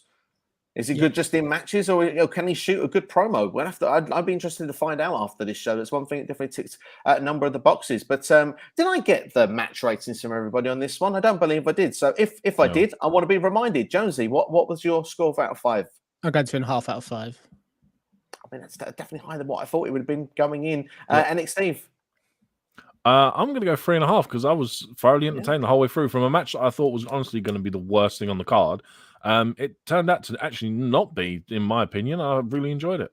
Absolutely. I thought it was going to be like a minus star. I really thought it was going to be that bad. But do you know what I have to say? Like, yeah, for me, 2.5, I'm going to go with. But yeah, I enjoyed this match. It was better than I thought it would be. And I think that's a good thing. We'll move on then. In the meantime, we'll talk about the Usos. We've got a score to come through. Bam, Dave, sharing it 3 out of 5 for Braun versus Omos. Thank you for sharing your score as well. We'll definitely bring them up if people put them in. And also, let's talk about the Usos versus the Brawling Brutes. A match of 2 halves, in my opinion. The first half of it, I felt nobody cared. I'm going to be honest with that. When I watched it, I thought it was like a dead silence. You could hear a pin drop in there. But by the second half of the match, when Braun and Brutes got more into it, I felt that the fans really kind of got into this match, and there were some great near falls towards the end of it. But in the end, the Usos managed to retain those championships. You mentioned to me, NXSteve, you thought there was a potential that Jimmy may have hurt himself in the match. They'd already highlighted as well that Jay had hurt himself already on the European tour, which is a shame if that is the case. Yeah, it very much could be. I mean, obviously, they're supposed to have a match against New Day on SmackDown this week, so we'll see where their story progresses, whether it ends up actually happening or not. I'd still like to see them take on the New Day because I think if they beat the New Day next Friday, I think the next day they will be officially be the longest reigning tag team champions. Yes. I think they're literally 8 days away, so it'll be really good to see. Hopefully, it's not a major injury. Whether this whole Jey Uso wrist injury, like he supposedly had a broken wrist. Well, not being funny, for a guy that had a broken wrist, he was doing pretty well with what he'd done in ring. So I think it's probably more just storyline. But the match itself I thought was great, and I genuinely at one point thought we was about to get a shock title change. When Ridge Holland hit that white noise and you got Pete Dunne holding one of the Usos outside, I was like, oh my God, they're actually going to win. And unfortunately not, obviously, but it was just like, it was one of them ones where I'm like, oh my God, we are going to see a title change, and then obviously not. So it was a buzzkill for me, but like I said, thoroughly entertained with this. Yeah, like you said, there was a really good spot in the match as well. I really liked that also. And obviously, when it leads into the finish as well, obviously, the 1D I thought was done spectacularly the way they did that with Pete Dunne. And the fact that Jay had his vest strapped around his ankles as well, the fact he could still get on the second rope was quite impressive in itself. But Jonesy, what were your thoughts with this match? I thought it was a solid match. I thought it did what it needed to do. The right people went over. I'm considerably impressed by Pete Dunne. I think he was really, really good in this match. And yeah, I think this is filler. I think the only thing they kind of missed, it would have been nice at the end of the end of the match for the New Day to come out and have that stare down to build up Friday. Yeah. But apart from that, I really enjoyed it. The right people won. And there's real questions if they're going to beat their reign. They have to beat their reign surely on Friday. I'd be disappointed if they don't at this point. Absolutely. I mean, for me, I expect the Usos to break that record. They've gone this far. The bloodlines just seems to be that dominant. Roman's not losing anytime soon. So, did the New Day actually have the record for most tag team reigns, or is that still the Dudley Boys? Because I think the Dudley Boys. I think, but Dudley's have 10. I think the New Day have 9. So I imagine at some point the New Day will probably take that record off the Dudley Boys. So yeah, I'd like to see Usos break that record and become the longest reigning tag team champions. Yeah, there's a time and a place where I think that New Day can go and break their record if they're going to do so. But NXT, what's up with you? Rating out of 5 for this one, because kind of short and sweet. This one, it just did what it needed to do. I'm going to say 3.5 again, because I'll tell you what, I was not disappointed by a lot in this show, and I said I was entertained from start to end. So I'm going to say 3.5 again. It was good. Like the shock that I thought we was going to get a title change, really sold it for me. And just to play on the other thing that all the multi-person matches had, the 6-man, the ladies tag match, whenever there was a group move done, like the ladies did one, the 6-man one where they had 2 guys on shoulders, and it's amazing. They Finn and AJ did the super. All those, like, they were on point tonight with all their stuff tonight. And like I said, 3.5 for me. Yeah, some great spots actually we've actually not mentioned there, which just goes to show there's a lot to talk about from this show. Jonesy, what would be your final thoughts and your rating with this match? Yeah, I thought it did what it needs to. I really enjoyed it, so I'm going to go 3 out of 5. I'm looking forward to seeing where they go with her here. I'd quite like to see this match. If they could do like a freeway sort of down the line with the New Day as well, that could be some good television. So I hope they do that. Absolutely. I'm going to agree with Jonesy for 3 out of 5. The thing that made it not be as high for me, even though they did so many great near spots, I never believed that the Brutes were going to win it. But apart from that, this really builds nice, and I do think they are going to be in War Games together. I hope so. Just hopefully. NXSteve, you were going to say something. No. I was just going to say, like, when you were talking about the multi-man tag team match, I mean, like, if you throw Kevin Owens and Sami Zayn in there at Mania and have a fatal four-way between those three teams and Kevin and Sami as well, I think that'd be a great match for WrestleMania. Would be very, very much down for that. Bama gives his his rating for us 3.5 out of 5, which means a nice rating there. Also says, done the Google for us, the Dudleys have 10, the New Day already have 12. Okay. So there you go. That's something we didn't know there for us. And as well, Randy Salmon House, thank you, Randy, for joining us. Don't forget about War Machine can return this Friday. So there we go. We've got something we can look forward to. But make sure to mention NXSteve next time as well, Randy. There's 3 of us in here. And also, we've got this or that from Bama. It says this or that. The fans were quiet because they loved both teams and waited until the Usos started that tonight heels, or everybody knew the Usos weren't losing. So it took a few false finishes to suck us in. A great this or that. So a good way to promote your own show as well. I would say, answering that first off, I think it's the second there. I felt everyone knew that the Usos weren't losing. It took a few false finishes to get people hooked in. Jonesy, what would you pick, this or that? I think you got to go with this. I think this was kind of just sensible. The thing is that they really suffered with no dynamic between Jay and Sami, because Sami obviously not going there. I think if Sami would have been there, that would have got the crowd up more a little bit. Of course, yeah, absolutely. And NXT, what would be your answer to this or that? I'd have to agree with you, Steve. I'd like to say everyone knew the Usos weren't losing, so it took a full few. Because I swear that was exactly me. I actually thought that they were going to shockingly win them tag titles. There you go. There you go. It had its moments there towards the end of the match, and definitely pulled up that rating a little bit. And well, one that we could be arguing here, if it's match of the night or not, is the Raw Women's Championship last women standing match. This one had so much going on in it, so much that I'm probably going to forget some spots again here, so people might need to remind me. But we saw the kendo sticks. We saw Bayley trapping Bianca Belair in steel steps towards the apron on the floor. Thought that was fun. Tried to bury it under a ladder there as well at the same time. We saw, like I said, ladders being involved. We saw chairs being involved with the 450. It was missed by Bianca Belair. We saw the golf buggy, which felt very WrestleMania 17. I must admit, at the top of the rampway, that was very fun to watch. But well, I mean, Bianca Belair has been compared a lot recently to John Cena. This was kind of a John Cena style finish in the last sort of person standing match here, because it reminds me of the Dave Bautista being tied to the ring, to the turnbuckle back in 2010. The thing is here, looking at it, I mean, it was a very clever finish, but certainly one that doesn't do Bayley any favors. She was trapped in a ladder, and then the ladder was put underneath the buckle, so it kind of, she couldn't open it well enough with the ring ropes getting in the way. Creative finish, but was it the right result, Jonesy? No, it wasn't the right result. This was my match of the night by a long way. I think up until the finish, it was really good. I love the whole, instead of Jack in the box, Bianca in the box. I thought that was quite nice. I thought that was a nice touch. The buggy was really creative. This was the only match really besides the main event that felt really kind of hard hitting. They were going all out. It was almost like a blood feud. My only real issue with it was where the hell were Damage Control? They got involved at Extreme Rules and got owned. Where were they in this? Obviously, their leader's going to lose. They should have been taking the ladder off. But for me, I just think this was okay. I'm just done with Bianca. Bianca as champion. It's getting a bit boring now. And it's not really good. Like, you know what I mean? The matches are good. They're like this, but there's two problems. Is where does Bianca go next? That's it. She doesn't have anybody immediately she could face. And how does Bayley recover? That's kind of the thing. I think this was the perfect spot for Bayley to finally get the win. And yeah, I just think it was a shame. Like, I just felt that kind of, if Bayley would have won, this would have been definitely my sort of a 5-star match, because it was so good. It's so hard hitting. They really went for it. This really felt like an Extreme Rules match rather than just a normal weapons match. Yeah, interesting. I like a lot of the takes you said there, Jonesy. NXT, what were your thoughts with this match?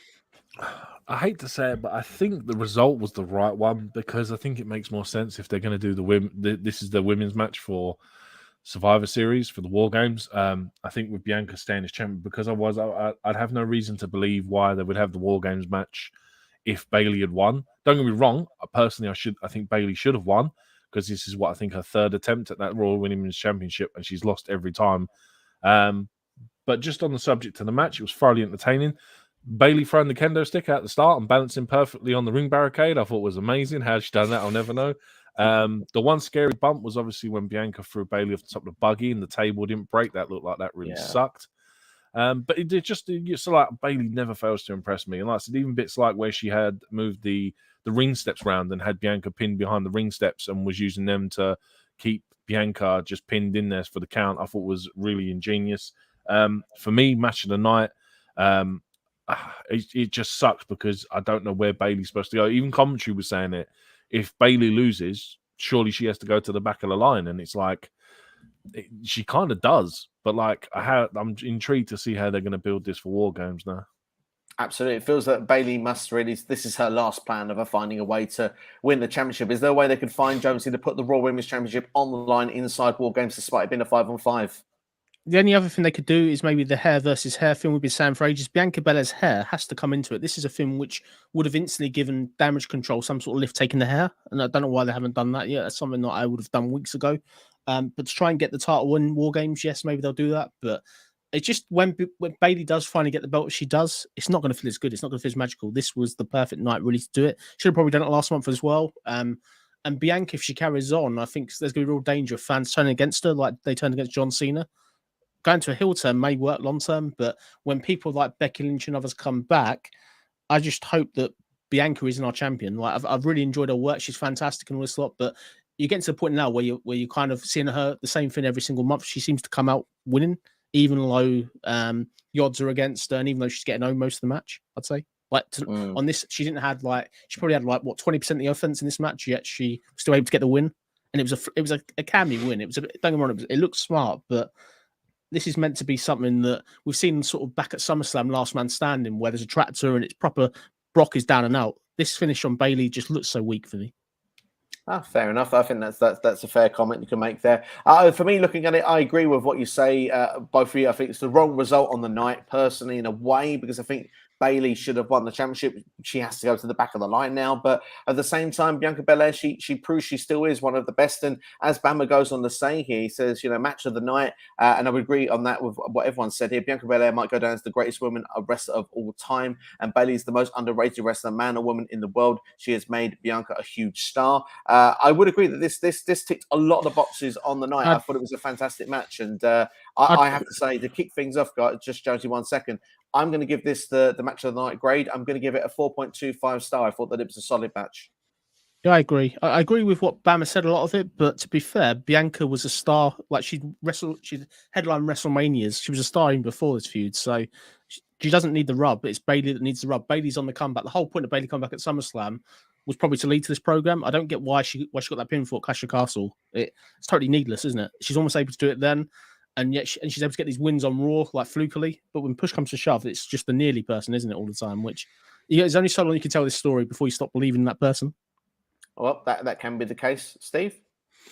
Yeah, I mean, just thinking about it, this rivalry was supposed to have been last year before Bayley got injured. So it's like the result doesn't make any sense because you've had a feud that's unfortunately gone for well over a year now.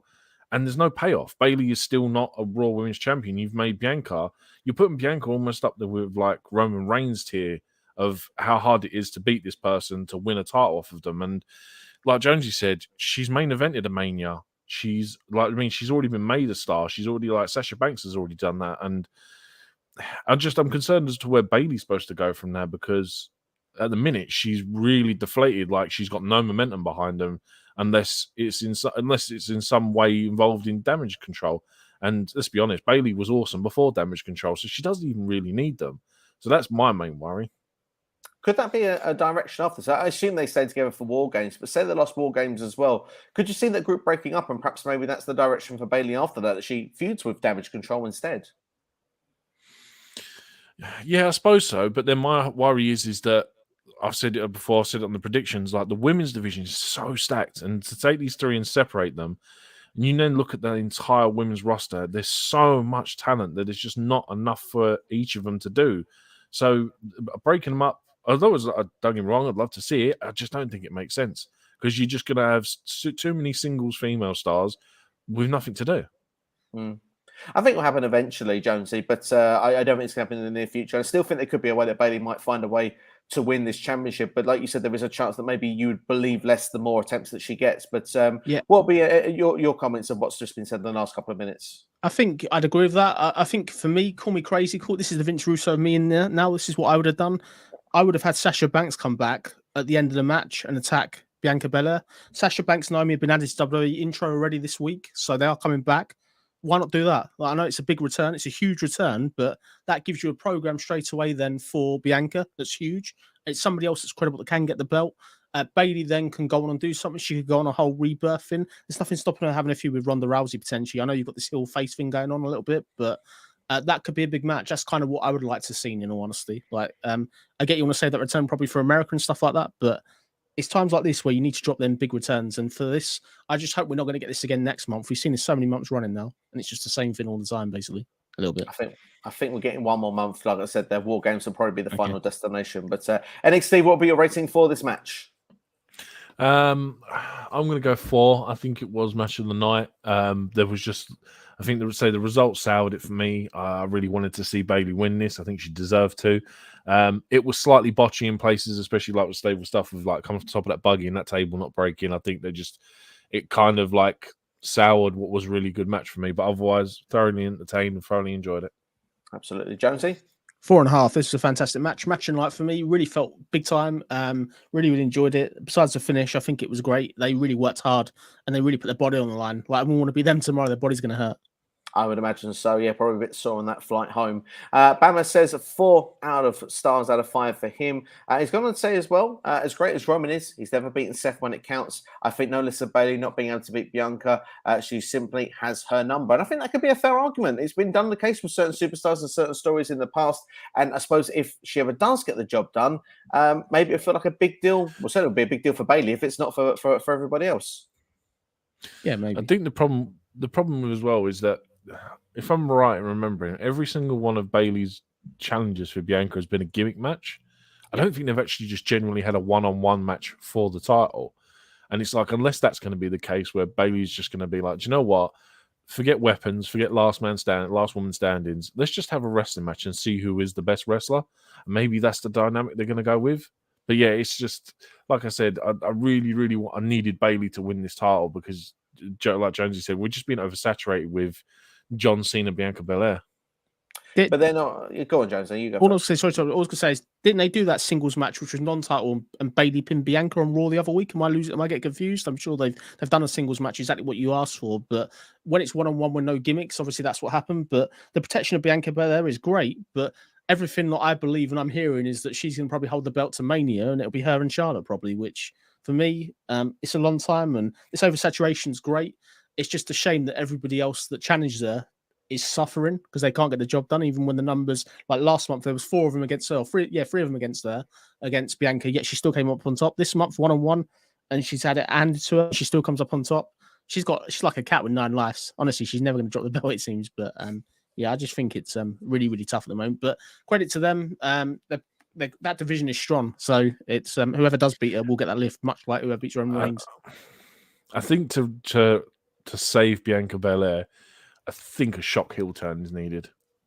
I think that's the only way going forward is you're going to say this is like she needs to snap and start using that hair as a weapon like she used to do in NXT. I think that's the only way for me at the minute you're going to save it because I'd like to change this. I'm just beginning to become bored of Bianca Belair as champion. And like I said, if we're just going to Charlotte Flair, it's just going to be, it's just going to be yawn repeat for me. I'm just bored of it. Well, it's a match that we're not seeing too much of. I think it'll be a big time match when it happens, but I think perhaps an arrogance that she's beaten everybody and that she starts to believe her own hype could be a way to go into a heel turn. That would be an interesting way to go. Mrs. Perfect instead of Mr. Perfect, Mrs. Perfect, maybe. Yeah, you never know. That could definitely work. Yeah, as long as it's not the perfect event. Yes, I'm going to WCW again. Well, sorry, Jonesy, go on. All I was going to say, if she does win at Survivor Series, I'll tell you what I'm going to call her now, Bianca Belair. That's what I'm going to be calling her if she does win next month for Survivor Series. Fair enough. Well, what I would just say, just to close this off, because we've all had our take, and I feel that despite being match of the night, perhaps we're not happy with the result, but what I will say is that's in pro here of Bianca Belair. Yes, I think fans may turn it a little bit, but you're comparing now Bianca to a Roman. Whoever beats Roman is going to be a star when they do so. Maybe they're waiting to build that next person up to beat Bianca Belair, to make a star out of them. It could be like a Rhea Ripley. It could be like a Nikki Cross. It could be, who knows who it could be down the line, but they may have someone that they're priming and ready to get in that position, whether it be a heel or a face, and they may make a new start overnight with that division. That could be something that we could get that could be a positive from this, because Bayley, she has been there to the top of the mountain many times before. And as we said earlier in the stream with AJ Styles, she can afford to take a loss. It's just the fact that maybe under this current incarnation of this group, damage control, it becomes more damage control. But certainly, it's an interesting debate nonetheless. And I'm going to have one more comment here from Bamando. Says, we either die hero or live long enough to see yourself become the villain, which is a very interesting play. Guys, I'll give you one more go on the floor, and then we'll talk about Bray Wyatt to close the stream off. Jonesy. Yeah, I think this is really, really good, and I think this this match, as I said, was fine. But let's see where they go with this. So I think let's see where we end up. On your point, Steve, about a new talent getting over at her expense, I like that. But if it's somebody like a Ronda Rousey or somebody that Charlotte's already established, it doesn't really do a lift as such. It's got to be somebody brand new. The one I would pick now, call me crazy, I'm probably having a crazy Saturday night. It must be this water I'm drinking, not vodka, I promise you. Is Raquel Gonzalez. She's the one I would love to see beat Bianca Belair. Although she's not more talented, she's got a great look and she has a great potential to be like a real heavyweight in this division. Big Mama Cool, she was great before. I'd love to see that. NXSteve. Yeah, I mean that, or even a Rhea Ripley. Put Rhea Ripley in the women's, like she's top hill. I think it will help play into her dominance and what she's doing at the minute. I think she was going to take the women's title for Bianca Belair. Again, they like they're starting to do now. They can play into their history in NXT together. I think it could be really good. It's just, I love Bianca Belair. I just really don't want to become Bianca Belair, like Jonesy said. It's just, it'll be fun to see where it goes. Absolutely, I agree with what the Rhea comment. If I had to pick one, I'd pick Rhea, but I'd be happy with either. Both are definitely two stars of the future. Those three have history together as well. I remember they were together in NXT with those championships. Jonesy. Can I have one last point? This is my last point on this. Where the hell was Liv Morgan? This could have been a spot for her to come out. Like, she's meant to be crazy now and all this other stuff. She could have come out and done something like after this match. She could have done, couldn't she? To be fair, I know she's on a different brand, but brands don't really matter. People seem to be going from shops or going from brands like they're going into a different shop these days. So it could be something they could have done if she wouldn't have done this whole slapping fans' hands and all this other stuff. Following what happened at Extreme Rules, say she was that crazy heel, whatever she's doing now. That would have been a good feud next to Bianca. I know you got Survivor Series, all this other stuff, but that could have been something they could have done maybe. I was just thinking. But even the package they run for Liv during the show was fantastic. Like, it really showed that she's really starting to go absolutely batshit mad, like with her character tone, which is really good. But just to play on, like, this is where they screwed up Money in the Bank, because you at this point as well, at the end of this match, if you weren't going to have Bayley win, this would have been a prime moment for a Money in the Bank winner to come out, cash in, and take that belt off of Bianca.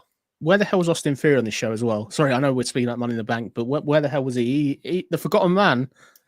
He's been the most unsuccessful Money in the Bank winner since I'd say Otis. To be fair, like, I know we're not fully there the whole course, but it's not even been mentioned on the show. WWE, please sort it out. I was actually expecting. Sorry, Steve, to cut in there, but I was actually expecting his music to hit and him run down when the table spot happened, and I thought Jake Paul was going to knock him out this time, and it didn't happen. That's what I thought was going to happen, but it never did. Steve, sorry. No, I was going to say, Austin Theory. I'm still set on Austin Theory cashing that thing in on Roman Reigns and winning. I'm telling you that Mania, he's going to go Seth Rollins and he's going to. I'm telling you, massive heel heat, and it'll be amazing. I can see it happening. A 2-year reign. Austin Theory is going to cash in at the main event of WrestleMania Night 2. He's going to take that title off of Roman Reigns, and that's it. Do you think he can win some matches before then, though? No, that's the whole point. Have him just lose constantly. Have him just constantly lose to people. I'll put him in feuds and just have him lose constantly. And then WrestleMania, he just comes out with that briefcase, finally cashes it in, wins the championship. He will be the biggest heel in the company, and it will be fantastic. To be fair, I wouldn't be against seeing it. People know my thoughts. I was all in favour of Austin Theory having that briefcase. So let's see it go down. I can see what you're saying with the story of the losing streak, the worst ever one. People not to believe in it for him to then do it and then actually continue then to win. I've got it, Steve. So this story on you've booked, let's book it quickly. We can do this now. So Cody and Roman is your WrestleMania main event. Cody does do the unthinkable. He finally pins Roman. That's where you get cash in. That's the one to do it. I wouldn't want Roman to be pinned, but that would work. Book it, mate. Give this guy. It's even better. That'll be just as good. That's kind of what I would do. Or do it to actually take Seth's advice and do it in the middle of the match. Yeah, maybe. So my genius idea was make it a freeway. Yeah. I said this to you off air a while ago, Steve. My genius idea was to get the briefcase off Austin to Sami Zayn, and there was a good way they could have done that, like about a month ago, by Sami being bartered into a match with bartering Austin into a match for the briefcase. But I can dream. Obviously it's not going to happen, but I like your idea, Steve. That could be fun. It certainly could be a lot of fun indeed there. And Bama says Liv Morgan was stateside at beating Sonya in no DQ match, but that was a pre-recorded match as well, obviously. It was the same crowd as last week. Yeah, so there's a chance they could have been there, but obviously that's why it made it work for this week. But obviously Michael Cole and Wade Barrett were there, and then we're at the show as well. But it's what it is. But let's move on. Let's talk about Bray Wyatt, Uncle Howdy. Bray Wyatt getting a big reaction here from everyone. Of course, he said that he's this idea of like people love him, and it made references to his family. I thought that was quite interesting. The fact that he's got a family tradition wrestling actually brought to light on camera. I don't think that's been done before. The fact that he's the son of RS, of course, Mike Wall Street or whatever he was back in WCW. The fact we've got the Mulligans and stuff like that. It's interesting with all that and how he says, people love him, but he doesn't really love himself for the things that he's done, and he wants to sort of get away from that. He's here to write that new chapter. And then we had Uncle Howdy come up on the screen, pretty much remind him, saying like, why wear the mask? Why not just be who you are? You're going to give in the end anyway. You know what's going to happen here. So just do it. And it's going to feel so good. I love the idea because it's really, and the thing that really gripped me with this as well, I don't know if anyone noticed this, was the way that when Bray stood in the middle of the ring, the way the lighting was on his face. One side it was blue and the other side was red. It was almost like this kind of like good and bad, this sort of heaven and hell kind of vibe about it. That the Bray we've got right now with the blue side is trying to think clearly, trying to have this sort of new finish to his story, right, and finish the chapter off the way it was meant to be, how Bray Wyatt is meant to be. But instead, Uncle Howdy is on this other side that's kind of telling him, these evil thoughts. It's kind of good cop, bad cop, and what side is it going to fall on? And for me, I'm going to say very quickly that some people are going to say that this has been too slowly drawn out. I can agree in some places, but I do think in the last couple of weeks it's starting to pick up a bit of pace to the point that I'm getting invested with each level of the story. I know that it's kind of still the same story being told now, but it's a long-term goal. We're probably not going to get Bray Wyatt into a match till WrestleMania. I quite like this particular one, and I'm interested to see where it's going to go forward because, like I say, that Howdy for me is Bray Wyatt. It's almost like the inner voice that's inside his head. And I'm wondering if Uncle Harper will be the same when he's introduced as well, Jonesy. Yeah, maybe. I thought it was okay. I thought the promo was not bad. Not the strongest promo he's done so far. Amazingly, the Door was able to travel to Saudi Arabia, unlike Riddle, Rollins, and Owens. That was quite impressive, I thought, to be honest. But yeah, I thought it was okay. Bray ranting to himself. We've seen it a few weeks. I'm up for the slow build, but this Uncle Howdy thing, there's got to be a next layer to this. Like we all believe it's Bray under a mask anyway. I really kind of thought we may get Uncle Howdy take his mask off and embrace. We actually see Bray seeing Bray because that's kind of the way it's going down. Interesting is I'm slightly concerned that the Wyatt 6, to be fair, may not be coming. Like this is, I thought we would have had a bit more of another character like that's not Uncle Howdy maybe, but I'm up for the slow build. Just interested to see where we go next with this. Obviously, Bo Dallas's sign and stuff like this. It would have been nice to see the person with the white mask, the owl mask, has been seen every week in every Virginia appear like next door to Uncle Howdy. It's not just me, Bray. You have to worry about it's this person. You'd have to take the mask off, but it's something a bit extra. But I don't know how they can keep this going, like with this really slow stuff. Like it's good, don't get me wrong, but the last few weeks have been like last week's promo was very good. Last night's one didn't really work for me, and tonight's one just felt a bit underwhelming compared to what we saw at the big comeback at Extreme Rules. That felt $1 million. This to me felt like I'd kind of seen it recent weeks, the same type of thing again, really. That's fair enough. I mean, I can understand. Like I say, I think it's going to be a long story, this. But I like the idea, like you said, with Uncle Howdy introducing other people because this is the bad cop. Maybe the idea of the White Six, if they're meant to be bad, maybe it could be this thing of like, this Bray, as well. Like you can have your friends back with you. You can have the people you've wanted to take over this place with you. Like just playing those sort of things, adding those ingredients in. That could be a way forward. They could go with it. Yeah, definitely. Bray Wyatt is a babyface. Apparently, on the internal roster, he's listed as a babyface, but there's nothing stopping this Uncle Howdy being somebody that they do that. I still think the back of my mind, if they're clever, they'll do an unveiling of Uncle Howdy. It will be Bo Dallas, hopefully, but I'm enjoying this. It's great to see a mental health struggle come to WWE because mental health is really, really important.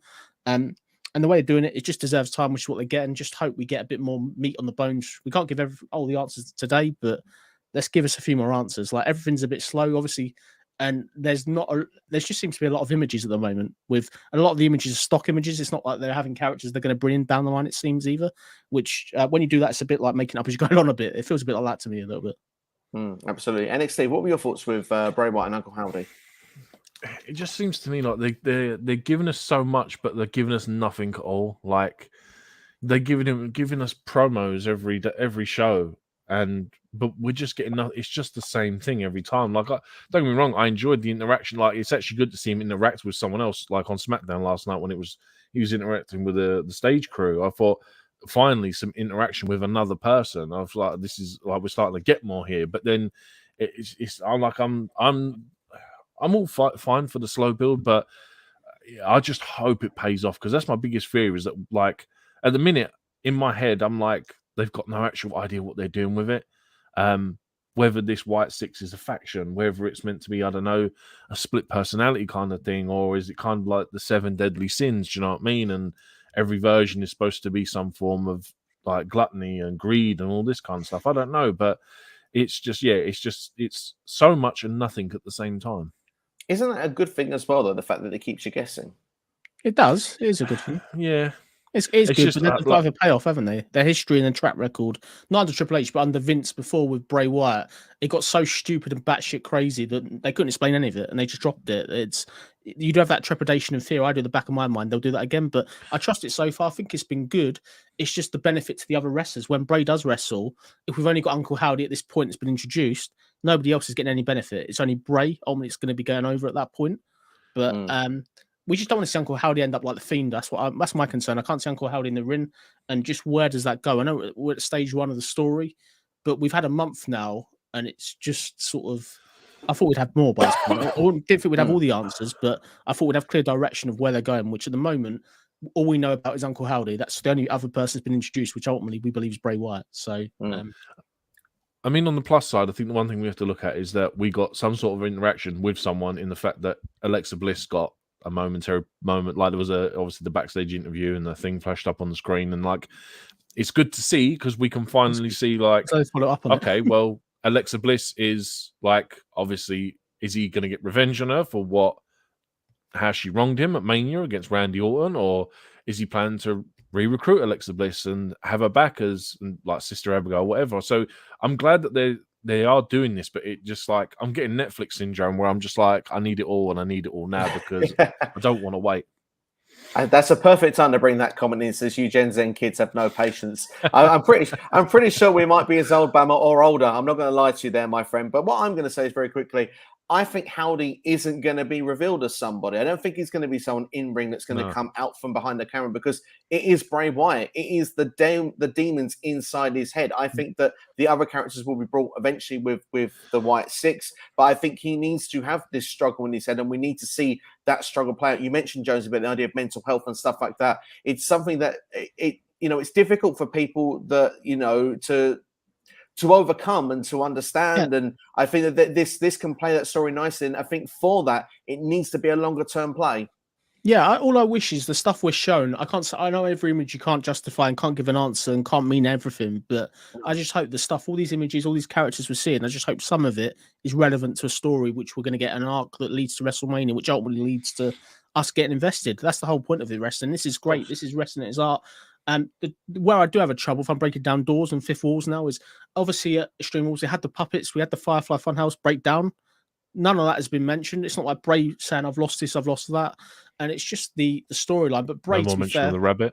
No mention of the rabbit. That, as I said, it's just continuity, really. But I think Bray to himself, fantastic promo. It really connects with the audience. It's just how long they can keep the audience guessing, which I think is a story. But credit to WWE, they've kept it all secret. A lot of it hasn't leaked, which is nice to see in 2022. Like most of this would be spoiled usually. Yeah, I mean, I think I said it weeks ago. It was like, I'm sure at one point they'll do something or show something or have something, and you'll just be like, it will hopefully just tie it all together, and you'll like, it will start unlocking pieces where you're like, okay, so they did this because of this, because of this, because of this, and it just all makes sense. Like, I don't just want it to be for nothing.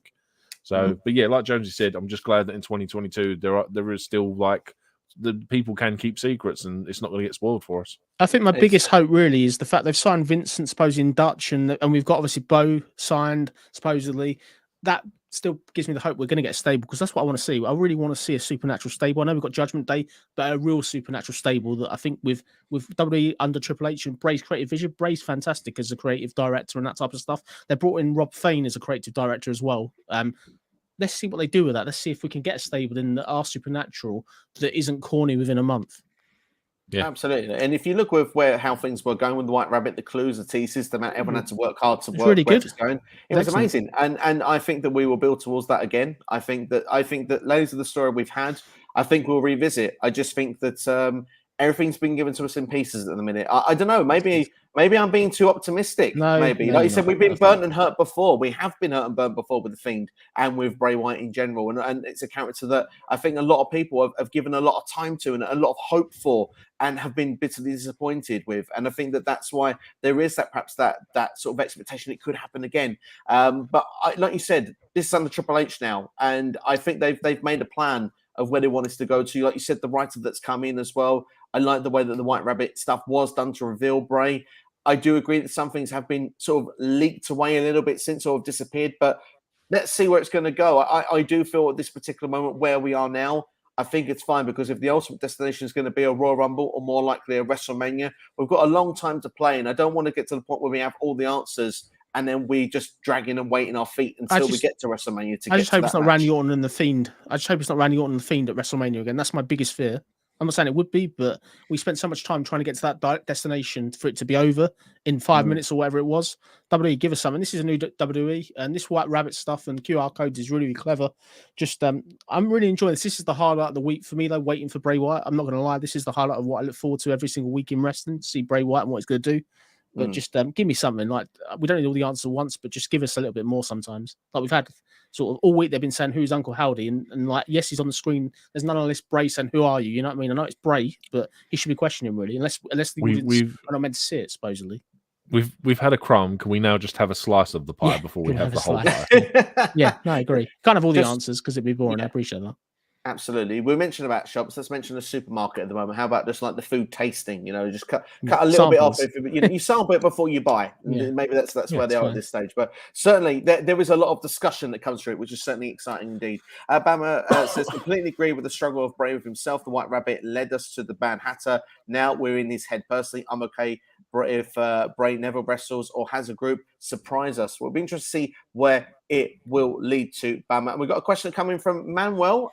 Thank you for your comment. We hope you're doing well. What's next for Logan Paul now? Do you think he'll be a champion in the future? NXSteve, I'll ask you first. Yeah, I mean, don't get me wrong. I'd like to see him have a shot with a title. I think that, like I said earlier on, I think he's been one of the best celebrities that they've had come in, or if you want to call him a celebrity, he's a YouTuber. But yeah, I think he's definitely the best one they've had that's actually got a decent in-ring ability. I would be totally up for him having maybe not an IC run, but maybe a United States run, or even like a tag team run with someone. I would be well up for that. Just like I said, I just hopefully I presume he'll be back for Mania. That just seems to be where they plan on going with it. I'm totally up for it. Absolutely. Could that tag team title run be with Jake Paul, Jonesy? I'd like to see it. I can't see it because the cost of them, they're astronomical to book. But I think Logan Paul's next spot, though, in all honesty, is going to be WrestleMania. Put him in a match. But yeah, I look forward to see what they do. I actually think it'll be the Royal Rumble. I think he'll be in the Rumble match, and I think that's where they'll build his WrestleMania opponent from there. I hope so. We've got Kevin in house says Logan Paul better than Ronda Rousey. Certainly, he's had a very impressive run so far. Jonesy is just leaving us for the second. Going to the loo.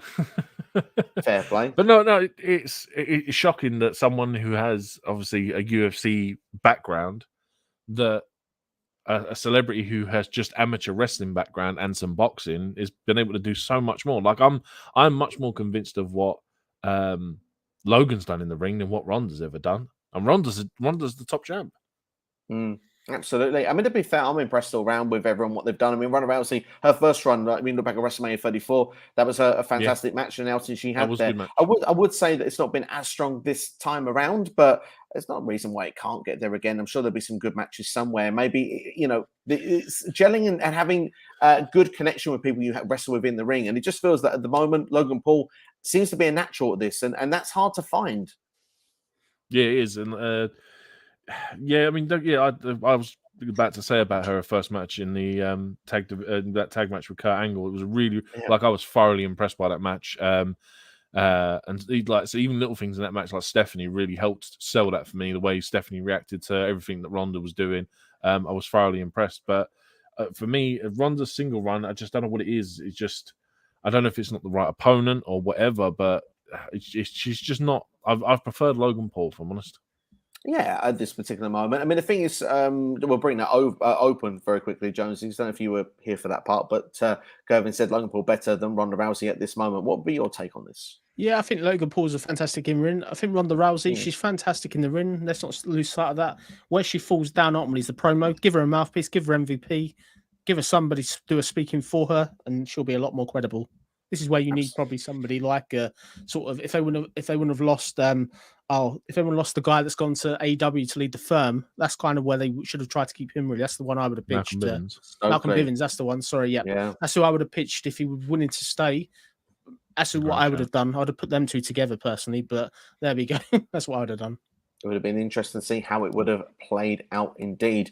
Scott, Retro Wrestling in House. This is sorry, I'm late. Don't be sorry. I'm just pleased that you've turned up. It's very nice and hope you're doing well. You're doing a lot of retro reviews on your channel. I definitely recommend people go and check them out. You've had some great views as well with some of the videos, so congrats on that as well for a brand new channel. He says, I'm late to the stream, but I thought Crown Jewel was a very solid show. That main event was outstanding. If you haven't seen it, they've released a video of Logan doing the splash from this point of view. That's something that definitely I would like to go and see and probably go and check that out. Literally looking for it now. It's a shame we can't put it on the screen here, but unfortunately we would be probably done for copyright. It looks like both War Games matches are going to be 5-on-5. Yes, they will indeed. And looking forward to seeing how that'll be. And Scott says, how would you book each match? So for the women, I think Damage Control seems to be the key and most likely. Bianca, Alexa, Asuka will be on the other side. I think Candice LeRae will fit in there as well. We've got Nikki Cross that's going to be on one side or the other, trying to work out what side that will be. How would you feel the other spots, Jonesy? I think you've got to go for maybe, do you put a Ronda Rousey in there? Like just obviously for a big name. And then on the other side, maybe put somebody else. I think the thing with it, what I want to see coming out of this is a really credible title challenger. They've got a good opportunity here to build up because you're not going to have any more pay-per-views after this show. This is the last one of the year. So they've got a real good time to start building, if that makes sense out of this. But I just want storytelling. In terms of booking, just book what makes sense and just give us some stories. Give us something to talk about after more than anything, really. I think it'd be a fantastic match with the people you said, though. Absolutely. NXSteve, do you think that's the direction for the women? Yeah, it's honestly, it's just literally trying to make sense of who the final combatants are going to be. I mean, obviously, they've brought back Emma recently. I mean, maybe they bring back another surprise return. Maybe Amia Yim. She's been heavily rumored recently, or Chelsea Green. Yeah, it's obviously just got to make sense story-wise because you could throw Ronda in there, but would you really want both Raw and Women's SmackDown either like against each other? Because it kind of feels like what it was supposed to be, like what Survivor Series used to be, where it was top champ versus top champ. I suppose you could do it. It just needs to make sense for me. Unless you put Rhea and Beth as the last two on each side, that could be an idea. That I know it's breaking up the Judgment Day OC feud, but I mean, you have the women in one War Games and the men in another. So I mean, let's move on to the men as well. I mean, I thought the Bloodline would make the most sense against the Brawling Brutes and perhaps another couple of combatants that could join. Did actually suggest at the start of the stream what about Drew McIntyre and Logan Paul, but perhaps not as warm on that idea of Logan Paul being in there. I mean, Roman said he doesn't want to see a YouTuber again. He felt like he was fearful of him having to face him a second time, but certainly was a bit of a respect factor at the end of it. But guys, I mean, what would you want then from a men's War Games match? NXSteve, I'll start with you. I don't want to see Bloodline, if I'm honest. I think there's no for me personally, I can't see a reason for them to have it in this match. For me, it's got to be Judgment Day OC. I think it's got to be the point where the OC finally pick up a win against Judgment Day. It just makes more sense to me. But then again, it's the same thing again. The extra combatants have got to make sense. Like I said, on the OC side, if you put Edge and Beth in there, I'm totally up for it because I said we've seen Beth take on women before, take on the men before in the men's Rumble. Rhea's been obviously manhandling the rest of OC for the last couple of weeks. It's just who's going to be that fifth person that's on the Judgment Day side that would need to make sense. Absolutely. Who would fit that role nicely, Jonesy? I think that's the trouble. Like if you're looking at sort of who else, I really like what we said with Edge and Beth. That makes total sense. On the heel side, it's just a case of putting somebody in there just to make names. I guess just pick somebody randomly and put them in there. Do you think they might do some sort of qualifying matches on Raw and SmackDown to try and get combatants for this? Maybe it's something to do. We've obviously got the World Cup on SmackDown starting. Maybe Raw will have qualifying matches, maybe, but it's just a shame we haven't really got a lot of blood feuds going into this because this really should be a settler. I remember the old War Games in NXT, like the women's matches where we had like Raquel and Io Shirai, for example. And Io Shirai's jumping off the top of the cage. Like they haven't got very long to build this up. We've got, what, 3 weeks, something like that? And the only feud you've really got is that, like, really, besides the damage control and Bianca Belair stable, if that makes sense. I think for me, it has to make sense. I think Judgment Day has to recruit a fifth member. I think there has to be someone. Tell you what I would have gone for Dijakovic if he's not going back to NXT. That's who I would have gone for months ago, to be honest. I would go with someone like Ricochet. Ricochet's on a bit of a losing streak at the minute. Why not recruit him? Simply put, look, we're winning stuff. We're doing all this kind of stuff. I think put Ricochet in a War Games match makes sense. He's one of them high flyers. He does all the crazy stuff. He's been in them before. Interesting stuff. I like the sound of both of those. Maybe like someone like Mustafa Ali as well. But I like his direction with Seth. Yeah, I like what he's doing with Seth at the minute, so perhaps maybe that's not going to go down. But certainly I think the women's is more clearer than the men's, Scott, but it's a fantastic question you've asked there. Bama says here, damage control, Alexa turns because of Bray and Nikki against Bianca, Asuka, Candice, and Sasha and Naomi. Interesting shout, obviously, with Sasha and Naomi. Sasha saying as well on her socials over the last 24 hours that, something special is going to be happening in November, so she's waiting for 6 months. She's been away from WWE for 6 months. You would imagine for someone who has been involved in a lot of first evers in WWE, the first ever Hell in a Cell match, obviously she was in the main event with Bianca as well, WrestleMania 37, the big special main event with those two ladies as well. And, I imagine she'd want to be involved in the first ever War Games for the women on the main roster anyway. Hope so.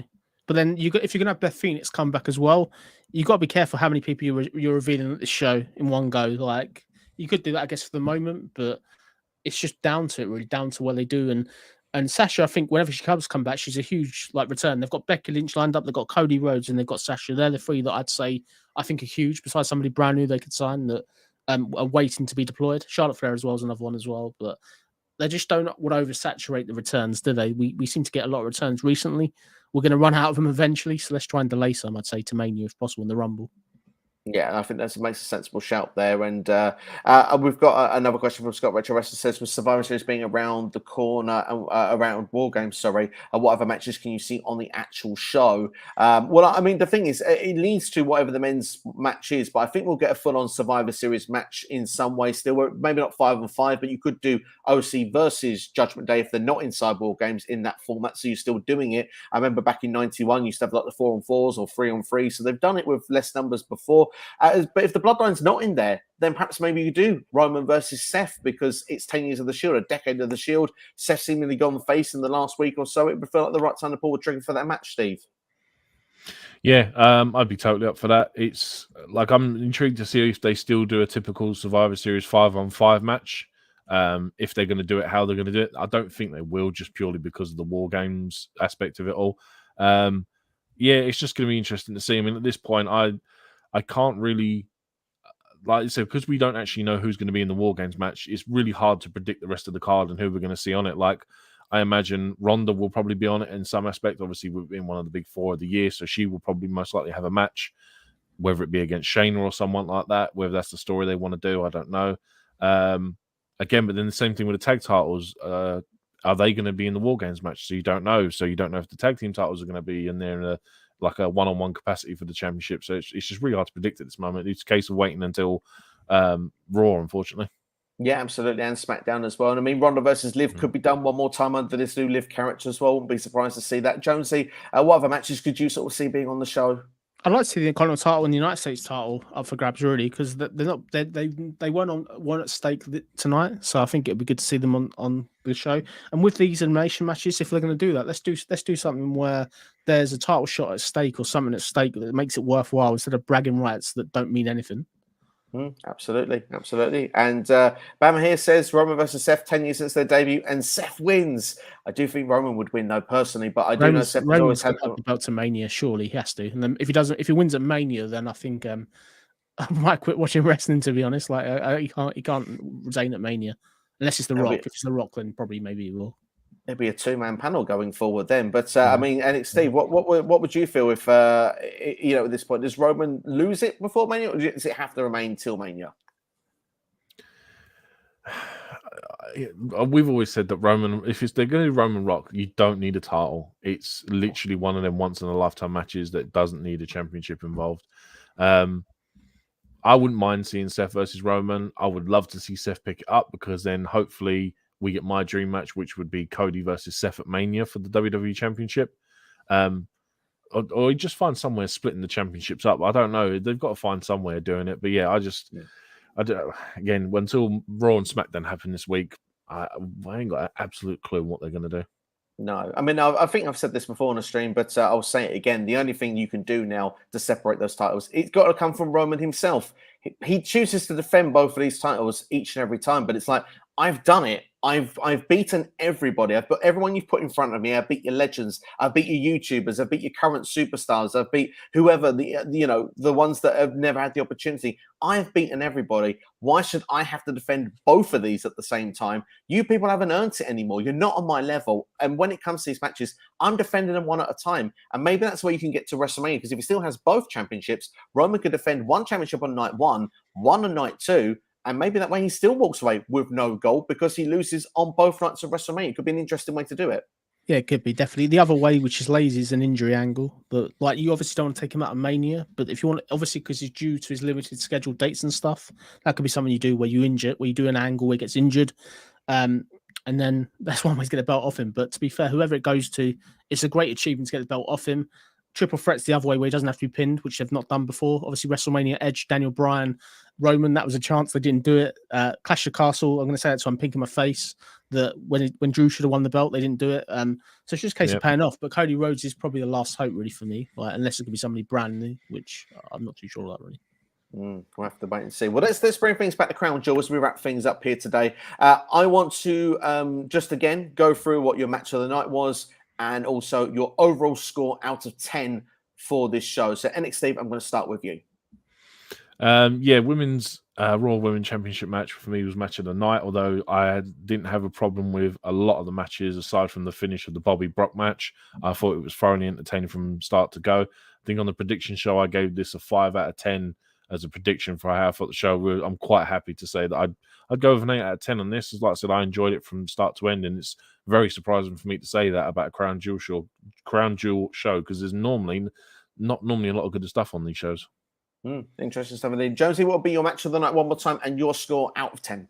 I'll go 7 out of 10. My match of the night was the Raw Women's title. I thought it was excellent. Thought it was really, really good.